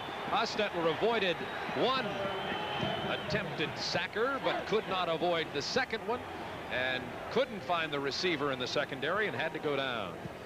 When Hostetler is most effective is when he can extend this rollout. He doesn't want to pull it up here necessarily, but here comes the pressure from the inside. Who was that coming up the middle? Was that McClellan or Scott Schroeder, the inspirational young linebacker that plays on one leg? Forced him to pull up and caused a sack. There's the end of the 3rd quarter. 3rd down 11 is the situation when we return. West Virginia at their own 17-yard line. It's a 10-10 tie. 15 minutes of football remaining in the Hall of Fame Bowl 1983 from a frigid Legion Field in Birmingham, Alabama. But in Birmingham, Alabama, it's 29 degrees. Wind chill is 14 degrees. Wind out of the north. And it feels nippy. It is 3rd down 11, West Virginia. Hostetler, a lot of time. Finds his tight end, Rob Bennett. Bennett breaks one tackle, then another, and goes to the 32, Paul Calhoun. with the tackle. First down pass completion. Hostetler now 6 out of 7 here in the second half after being 0 for 10 in the first half. That's a winning effort by Rob Bennett. Hairston was the first one to hit him, and when Hairston hit him, he was short of the first down. Then he broke the tackle of Brian Williams and turned it into a first down. Let's go down to Craig Sager on the sidelines. How cold is it? Here's how cold it is. Look at this. The earlier rain has formed into ice here on this artificial surface. It rained earlier this afternoon and it is now pure ice. So this field could get slippery because we are now playing on ice. It's a hockey rink. Bob? Craig Sager looks as though he's probably in thermal underwear there with his TBS blazer on. I liked how his nose was glowing a little bit, right? Looks like John Dumble, number 96, is the injured player for the University of Kentucky. We'll get a report on the condition of his injury. The only serious injury that we've had reported so far in this football game came to Rob Shellhus of West Virginia, who injured his right knee and left the ball game and will not return. Looks like they're taking a splint on the field out there. So we hope that youngster will be all right. We have 14:45 remaining in this game. 10-10 tie. We'll be back to Legion Field right after this. 19 in motion. Here's Tom Gray again. To the 38-yard line. About 6 yards off the left side. Jeff Smith, defensive left tackle, with the stop. Some Morgantown fans from West Virginia. That's just a straight what they call an isolation play. They'll double team some of the down linemen, and the fullback will lead through on the linebacker. That time Tommy Bowman put the linebacker on the ground. Second down 4. Mountaineers locked into a 10-10 tie. Play fake to Wolfley. Option play. Hostetler keeps it. Gets out across the 45 to the 46 and picks up the first down. Cam Jacobs with the tackle. Hostetler has that good mobility, and he's a big runner. 6'3", 215 is the senior from Halsapple, Pennsylvania. There's a comparison of the quarterback yardage now. Hostetler about equal to Jenkins in yardage and has 1 touchdown toss. But as Bob pointed out earlier, 7 of 8 in the second half. He's bringing these Mountaineers back. From the 46-yard line, first down. Hostetler again goes to the air, has a man open. It is complete to the 43-yard line to tight end Rob Bennett. Another Mountaineer first down. Paul Calhoun with the tackle. And let's take a look at Calhoun, the safety, number 26. Ian Agee, the safety from West Virginia, their play is very similar. We saw Calhoun put a hit on Chuck Scott, the fine receiver from Vanderbilt, and I've never seen a whack like that. He is just a vicious guy, and he considers the center field his area, and he doesn't allow anybody in there. Freshman Pat Randolph, number 24, in the offensive backfield for the Mountaineers now. He gets the ball. Falls down on the first down play. Pat Randolph is a freshman from Folsom, Pennsylvania, and they're expecting great things from Pat Randolph. He was forced into action a little bit earlier than Don Nealon wanted him to be when Tom Gray was injured earlier in the year. And Nealon says he thinks he'll be a great player, but has not performed as well this year as he was expected to, and he thinks maybe just because of the pressure of early performance. Gray back in now. Second down 10. Hostetler has another man open. It is complete just inside the 40 to Tom Gray. Gray is having himself a night. Gray has 125 yards rushing. And he's had, let's see here, 3 catches for 16 yards. You see Hostetler now operating within his rhythm. He's going back on either a 3-step drop or a 5-step drop, unloading the football, and he's regained his composure, his poise, and just moving these folks downfield. Third down 7. Wildcat fans cheering this defensive unit on now. Hostetler on the option. First down, Moore. He's got good speed. Hostetler to the 3-yard line. Kerry Baird got him from behind. First down goal, Mountaineers, a 36-yard run.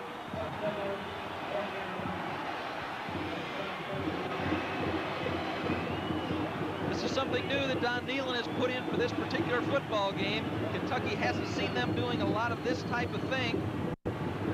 Hostetler, coming from Penn State, did a little bit at Penn State. He makes a good decision here, keeps the ball, and makes a fine game First down goal, excuse me, Tim. Sorry. From the 2-yard line, double tight ends. 10-10 tie. Hostetler wide open in the end zone for the touchdown is Rob Bennett.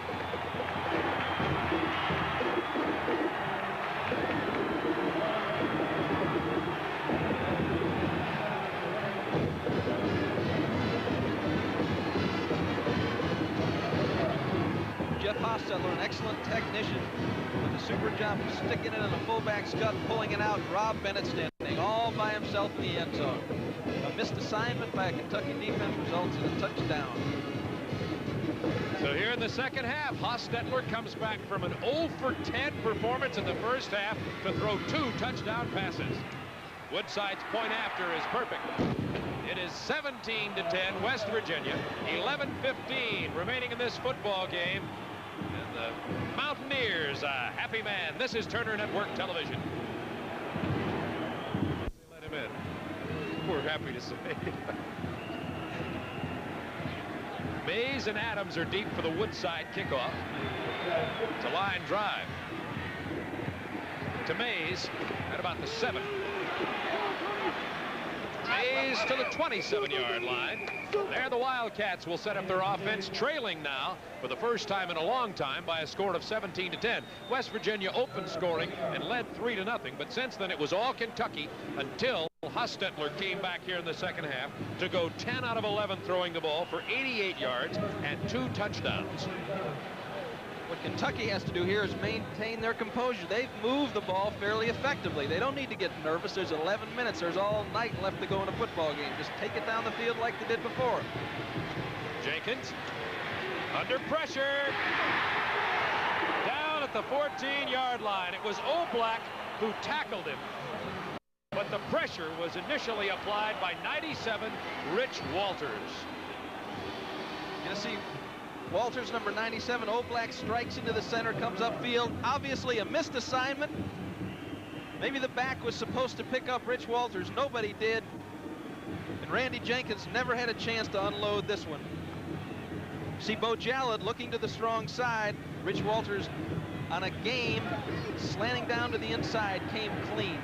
Second down, 22 from the 15-yard line now. Jenkins under a 4-man rush. It's intercepted by Agee. To the 11-yard line goes Tim Agee, his 7th interception on the year. And now the cascade from the Mountaineers is beginning.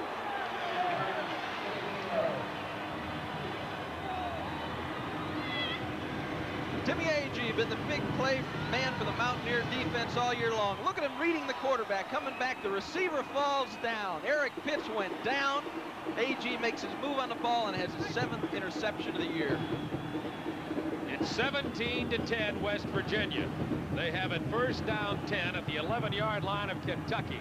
Can this Wildcat defensive unit keep them out of the end zone? Play fake. Hostetler. Incomplete, intended for Hollins in the end zone.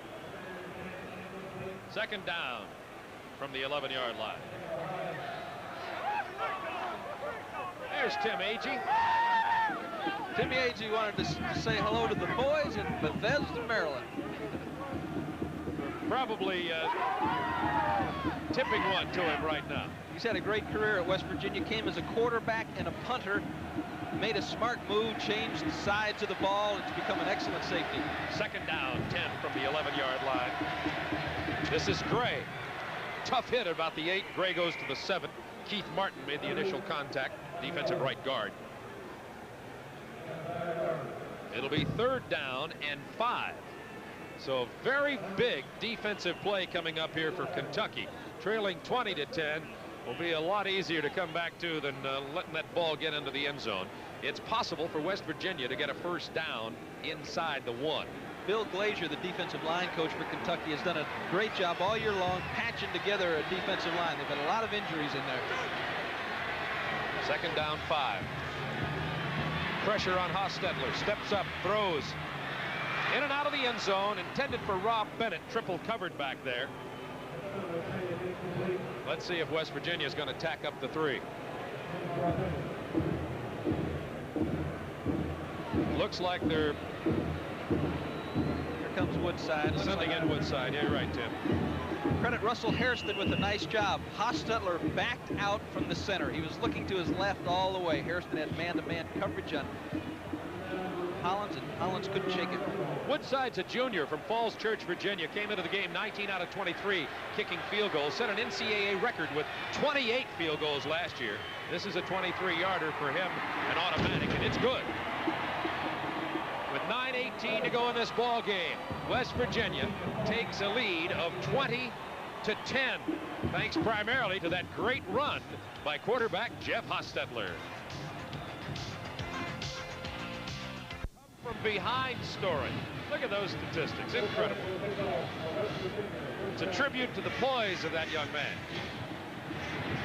Into the end zone. This is George Adams coming out. Going down the 7-yard line. Number 22, Tom Bowman with the tackle. So the AG interception, the Woodside field goal, the Hostetler performance here in the second half has led Virginia to come from behind. They were trailing 10-3 at halftime. They lead 20-10 now. Hostetler might be playing for his future father-in-law because he dates Don Heelan's daughter, Vicky. They've been going out for quite a while, from what I understand. Now we have a new quarterback in the ballgame for Kentucky. It is freshman Bill Ransdell, who's thrown for 462 yards and 3 TDs this year, the heir apparent to Jenkins. Well, they are popping down there, and Ransdell goes down after he handed off to Cochran. The tackle was made by Derek Christian. Reminder that this telecast is authorized under broadcasting rights granted by Turner Network Television and TBS Sports and is intended solely for the entertainment of our audience. Any publication, rebroadcast, retransmission, or other use of the pictures, descriptions, or accounts of this game in whole or in part without the express written consent of Turner Network Television, TBS Sports, and the Hall of Fame Bowl is prohibited. The announcers for this event are employed by Turner Broadcasting System Incorporated. On second down 9, Ransdell. Nice throw. First down, the 28-yard line. That was Cornell Burbage with the reception, number 4. Jerry Isom's got a lot of confidence in Ransdell. They put him in some tough situations. He led Kentucky to 3 touchdowns against Auburn. Look at that composure for a freshman. Under pressure, just steps right in there and delivers it downfield for the first down. The press guide calls him the heir apparent to Randy Jenkins. On the first down, Ransdell. Great grab out there. That was number 83, Eric Pitts. Another first down. Ransdell comes out firing. We're going to see the coverage here for West Virginia. As they fan out, you see Whitey Daniels backing up, settling in the middle of the field, reading the quarterback. He's reading Ransdell, but Ransdell's got too strong an arm. He sticks it in there behind him before he could get there. First down 10 at the 48. It's 20-10 West Virginia, but 7:54 remains in the game. Plenty of time. Ransdell completes it again. George Adams. Adams to the 43-yard line. Close to the first down. Probably about 1.5 yards or 2 short. Steve Hathaway with the tackle from the right linebacking position. The footing that Craig Sager talked about earlier in the game, Jerry Claiborne looks on, seems to be becoming a little bit of a factor. At least for Kentucky, they had a receiver fall down that resulted in an interception against them, and Ransdell having a little bit of trouble setting up. Second down and about 1.5 yards. Cochran, the fullback. Not much going, but extra effort may have gotten that first down. Let's watch the spot by the officials here. They'll probably have to bring the sticks in to measure this. Walters with the tackle. Gives me a moment to thank Scoop Hudgens, the Public Relations Director for the Hall of Fame Bowl, for all his assistance in helping us prepare for the football game. Also from the University of Kentucky, Russell Rice, the Sports Information Director. And from West Virginia University, Mike Baldwick and Joe Bozick, who did a great job helping us prepare for our telecast of this game tonight. 7:32 remaining in the game, and here's the first down stretch. Oh, first down. Oh, that was mighty close. Yeah. I could see air in between that. Yeah, really. Camera angle. Must have been the camera angle. Must have been. There's a long-distance call home for Christmas. Merry Christmas to everybody from West Virginia University, University of Kentucky, the folks here in Birmingham, Alabama, and all the folks with TBS Sports.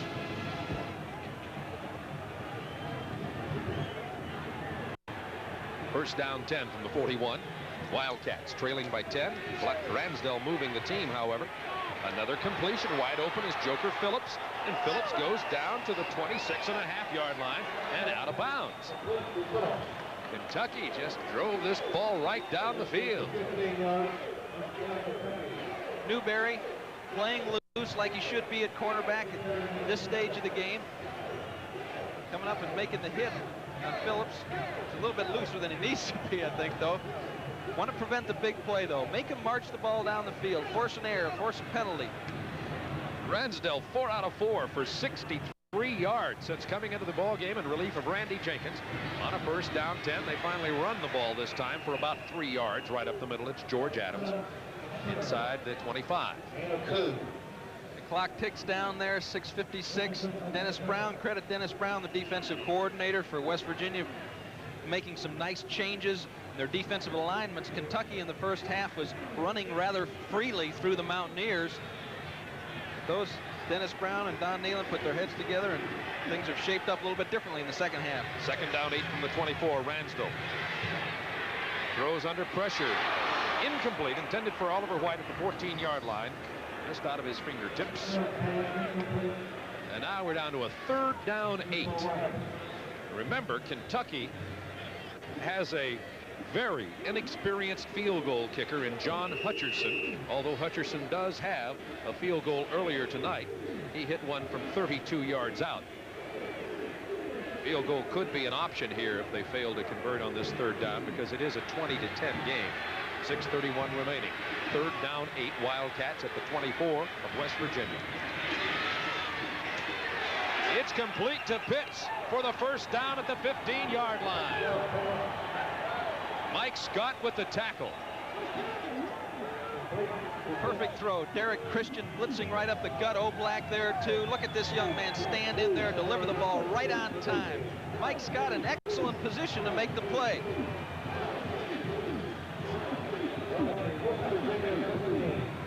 This young quarterback is looking awful slick. It is first down 10 from the 15. Pitch to the right side. Gain of only 1 by Lawrence Lee.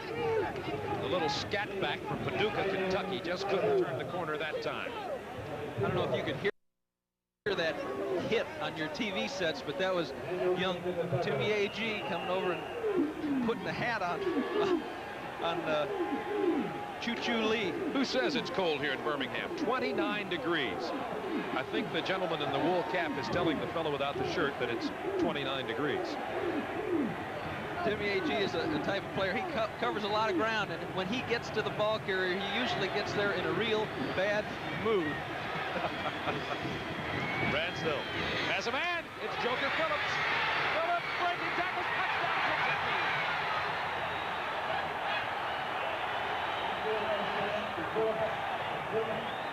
What a performance by Bill Ransdell, the freshman quarterback, and number 8 Joker Joe Phillips, the junior from Franklin, Kentucky.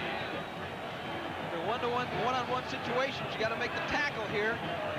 He still could line up and play again. It looked like Newberry slipped a little bit. A.G. coming over with a lot of aggressiveness, and Joker Phillips just takes it back inside. I don't know if you folks can appreciate the mental change that's happened to this Kentucky football team between last year and this year. The point after is no good. Somebody may have gotten a hand on it. I couldn't see it clearly on the monitor, but I believe someone may have gotten a hand on it. But Hutcherson did not convert. It is now 20-16. That was a big miss. We'll be back in a moment. This is Turner Network Television. But this Kentucky team displaying a lot of courage and just a lot of tenaciousness. They could have folded their tent. Hostetler came out in the second half and started ripping them up. But Ransdell came in and let him right back down the field. Not a bad time for an outside kick. It's not an onside, but it's a little short chip shot. It goes down to Wayne Brown, the wide receiver with the good speed. Couldn't get anything broken, though, and goes down to the 38-yard line where down he goes. Now West Virginia is going to have to put some first downs on the board because there's a lot of time left, 5:44. 20-16, West Virginia with a big 4-point lead after the missed point after touchdown. I will remind once again, there's Hostetler on the sideline. Is that Jeff Hostetler? Yes, it is Jeff Hostetler. So we have a new quarterback. It is Kevin White. I do not know if anything's wrong with Hostetler. That's a surprise to all of us, folks. Tom Gray with the handoff to the 43-yard line, tackled by Brian Williams. We'll check on the sideline and find out just what the situation is with Hostetler. But Kevin White, the junior from Casa Grande, Arizona, one of the 5 quarterbacks who will be competing for the starting quarterback job at West Virginia next year, comes in here to play. Kevin White, Tony Rita, John Talley, Mike Timko, and Steve Grover all going to be competing for Hostetler's job. 2nd down 6. Wolfley pops through the line inside Kentucky territory to the 47-yard line. Calhoun with the tackle. We understand that Hostetler took a blow to the head and has a slight concussion. That is why he left the game with 5:02 remaining. That is why Kevin White is in there for West Virginia. Mountaineers lead 20-16. First down 10 from the 49-yard line of Kentucky. Brown in motion. Gray is stopped for no gain. Kevin McClellan with the tackle. This is the defensive series for the Kentucky Wildcats. We're going to show you the defensive line here. Watch McClellan knifing his way through. He's playing the best defensive of his life at Kentucky. He's been a 4-year player and just a hustler. John Devlin said that a couple of times, great coverage guy. Covered Herschel Walker man-to-man and stayed with him. Not too many guys can do that. 2nd down 10 from the 49-yard line. White reverse to Brown, but they're there. Steve Mazza came up there and read that reverse beautifully, and Wayne Brown had no place to go but down. Steve Mazza comes up, and he's just waiting for this one. He's parked. Come on home to mama. The young sophomore from Cincinnati, who was the lineman of the week against Vanderbilt, played it perfectly. It'll be 3rd down 15 from the 46-yard line. Another key defensive play coming up here for the Wildcats, who trail by 4. Handoff Gray. Gray to the 50 and no more. West Virginia is going to have to give up the football. Keith Martin with the tackle on that play. No sense in taking a chance of a turnover at this particular point in the game with your #1 quarterback in the locker room.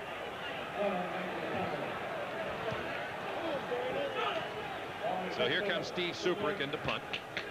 Brian Williams, who was injured slightly earlier for Kentucky, is back in, their fine punt returner. And he's going to stand about his 10 or 11-yard line to take this Suprick punt, averaging 39.6 yards per punt on the night. 2:57 to go. 2:56. Clock still counting. They may let it tick down and take a delay. No, they're going to snap it and punt it. Suprick gets away a line drive. It's returnable if Williams can get his hands on it, but he can't. Great job by Suprick. He gets it out of bounds at the 9-yard line. So now, 91 yards away. Kentucky Wildcats trail 20-16. 2 timeouts remaining. 2 minutes, 41 seconds to go in the game. 1 degree below 0, so the 29 degrees here in Birmingham is hardly anything. And the David Carroll, our statistician, in the booth. Not much going on that one. Out across the 10 to about the 11-yard line goes George Adams. 2:32 to go in the game, and Kentucky has 2 timeouts remaining. Ransdell came in here in relief of Randy Jenkins, Bill Ransdell, the freshman quarterback, and passed for 85 yards on that last Kentucky drive. You can just expect him to be putting it up on this one. They split Pitts wide to the right side and Burbage wide to the left side. Here's Ransdell. Incomplete to the 24-yard line, intended for Pitts. Matt Smith with the tackle. And Tim, it was almost as though Kentucky wasted a play on the running play on first down. No, I think you got to get a good mixture. And they're expecting West Virginia to be in pass coverage formations. They might be able to break that draw, the sprint draw. Don Nehlen far from secure, feeling secure with a 4-point lead here. 3rd down 9. You can just about guess that Kentucky will probably go for it on 4th if they don't get it here. Ransdell.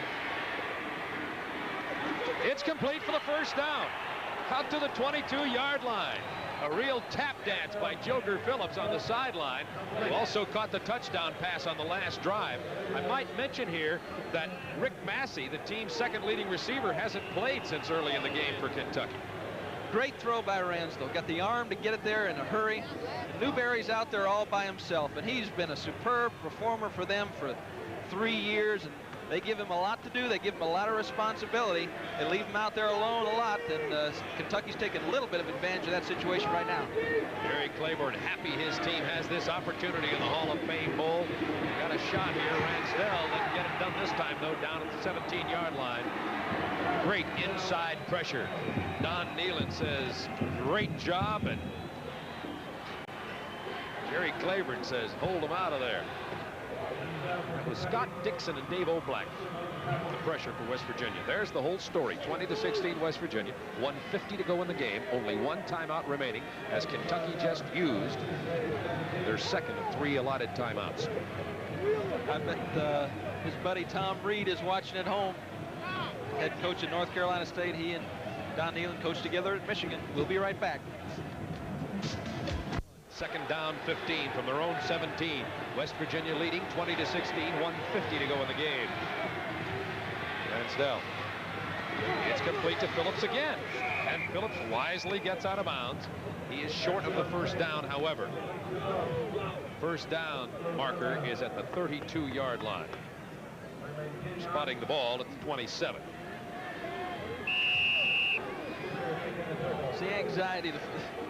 The final 2 minutes before the half and before the end of the football game is what gives coaches ulcers and gray hair, provides all the anxiety that there is in this profession. It's complete again to Phillips. First down and out of bounds. At the 37-yard line, Steve Newberry covering. Now, we might point out here that West Virginia has the luxury of playing a little bit of a prevent defense here because of the missed extra point conversion attempt by the Kentucky kicker on the previous touchdown. And West Virginia leads by 4. You're going to see West Virginia start walking those linebackers out a little bit. They need to give Newberry some help. He can't afford to jump on that short pass because he's afraid of the long one. So they're going to be able to work it down the field unless they get him some help. Ransdell puts it upstairs. Nobody's down there, though. He wanted to get it to number 4, Cornell Burbage. Steve Newberry was covering, and Burbage never did get untracked. This is where they really miss a guy like Rick Massey. He's a clever, elusive receiver, knows exactly where he's going as he moves down the football field. He's had a problem with his shoulder, and he wasn't able to play in this football game after a few plays. That time they tried to get to Newberry. They ran a little curl takeoff, but he was in excellent shape. The guy's got too much experience to bite on anything short in a situation like this. 2nd down 10 from the 37, and now Tony Mays is in at the tailback position. Ransdell just threw it out of bounds. He wanted to get it to Tony Mays, but he was under such intense pressure he had to just dump it out of there.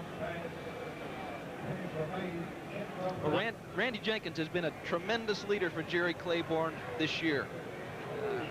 Pulled that offense together, was named the most valuable player on offense, and it looks as though Kentucky certainly has a bright future with this young Bill Ransdell coming up.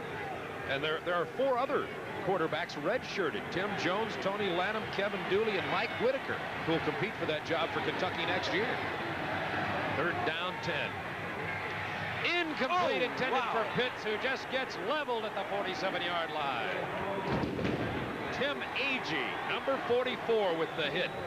Pitts slow to come to his feet. I don't blame him. You haven't seen many patterns across the middle tonight from either side, and this is why. Ball's up in the air, and Pitts just gets belted. You know, this is my party back here, Eric, and you're not invited.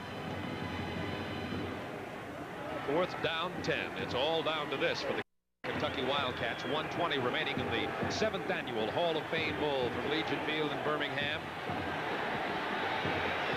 It's been a good football game tonight. Hope you've enjoyed it. Ransdell going long. That's Eddie Simmons. Couldn't get it at the 24-yard line. Whoa, just an eyelash away. A.G. and Scott covering. And on downs, the ball will be turned over to West Virginia. Kentucky has only 1 timeout remaining. Unless something very unusual happens, that's probably going to be it.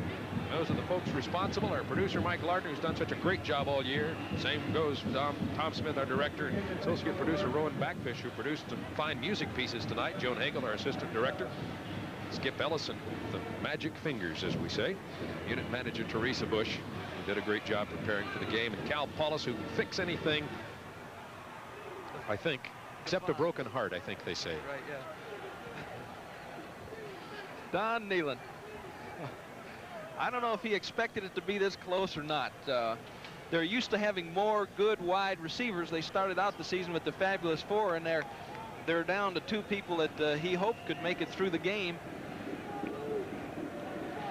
There's Bill Ransdell. What a great job in relief. 9 out of 15, 116 yards and 1 touchdown. The heir apparent to the Kentucky quarterback job. Jerry Claiborne's building himself a football team in Kentucky, folks. And he's got an excellent staff, Bob. Jerry Isom on offense, working with the quarterbacks, building the confidence of a guy that had just had a horrendous year the year before. John Devlin putting together a defense out of a bunch of guys that kind of limped around during the week, but they came to play on Saturday. And as you look at Ransdell, who will be competing for that job in the spring with the 4 other redshirt quarterbacks, West Virginia has the entire offensive line of Joswiak, Dejournette, Legg, Barrows, Keel back. Their tight end, Rob Bennett. Their backup tight end, Todd Fisher. Darrell Talley's brother, John, who's a quarterback, tight end, split end, linebacker, a very valuable athlete. So Don Nehlen isn't exactly coming back empty-handed in 1980.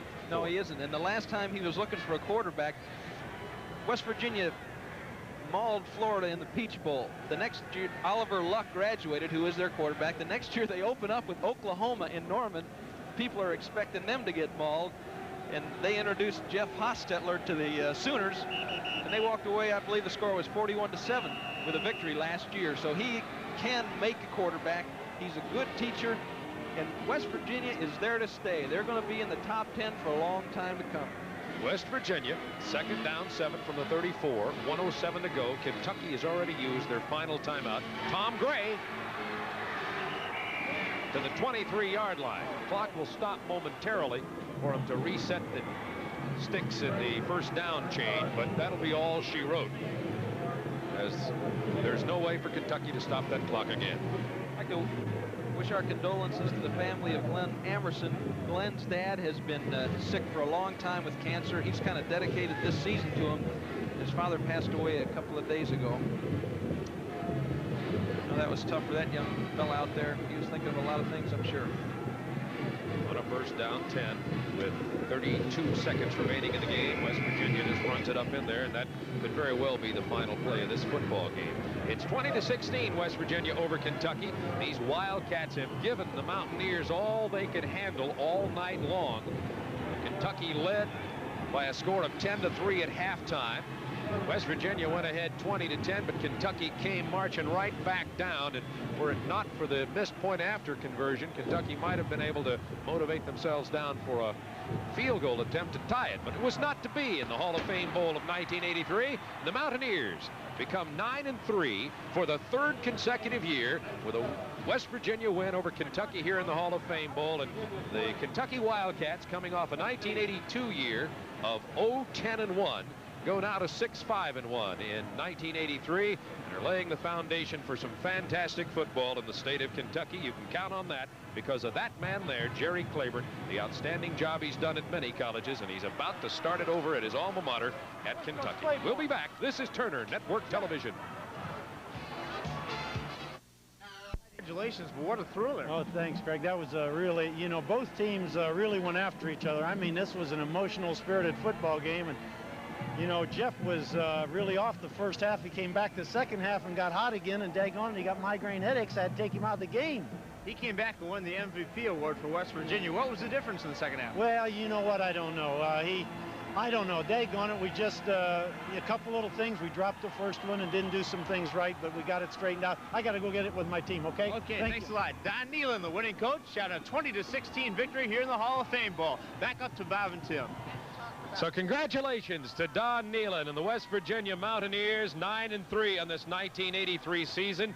They rolled along and just kept winning early in the year and then ran into just a horrendous schedule and had to play Penn State and Miami back-to-back in addition to all the other tough schools like Boston College, Maryland, and Pitt that they had played earlier, and then lost to Syracuse, a team that's on the rise in the East. And West Virginia now, depending on what happens in some of the other bowl games, has a chance to win the Lambert Trophy, which of course is symbolic of supremacy of Eastern football. So a very big victory tonight in the 1983 Hall of Fame Bowl for Don Nehlen's West Virginia Mountaineers. Have to give a lot of credit to Jeff Hostetler, who came from a 0-10 first half to come back and throw for 2 touchdowns in the second half. And I'd have to say that was the key, Tim Foley, to the West Virginia victory. I don't think there's any question about it. I talked to Mike Archer, a coach from the University of Miami, and he felt like if they could contain Hostetler, that West Virginia would have a hard time scoring. And that's what they did in the first half. In the second half, though, he started putting the ball on the money and had a couple of nice runs. And he had one great catch by number 88. His name is Hollins, and he's with Craig Sager. Thank you, Bob. Rich, you were talking about Jeff Hostetler on that first half. He wasn't getting the ball anywhere near you guys. Well, it just seemed like Jeff's timing was off a little bit. You know, it's kind of cold out here, and I don't think it's really warmed up as much as it should have been. What about the second half, that great catch you made? What was that play? The second half, that's just a play. It's called the 68 drill. We work on it all day in practice, but that's the first time we ever ran it this year. It's just where I just run down and fade, and Hoskins lays it up. During our halftime show, we showed some of the activities around the Hall of Fame Bowl. We showed you visiting the hospital, talking to some of the kids. Have you enjoyed your time here? Oh, we've had a great time. I can honestly say this is the best bowl I've been to, and this is my 3rd one. The best one you've been to? This is definitely the best one I've been to.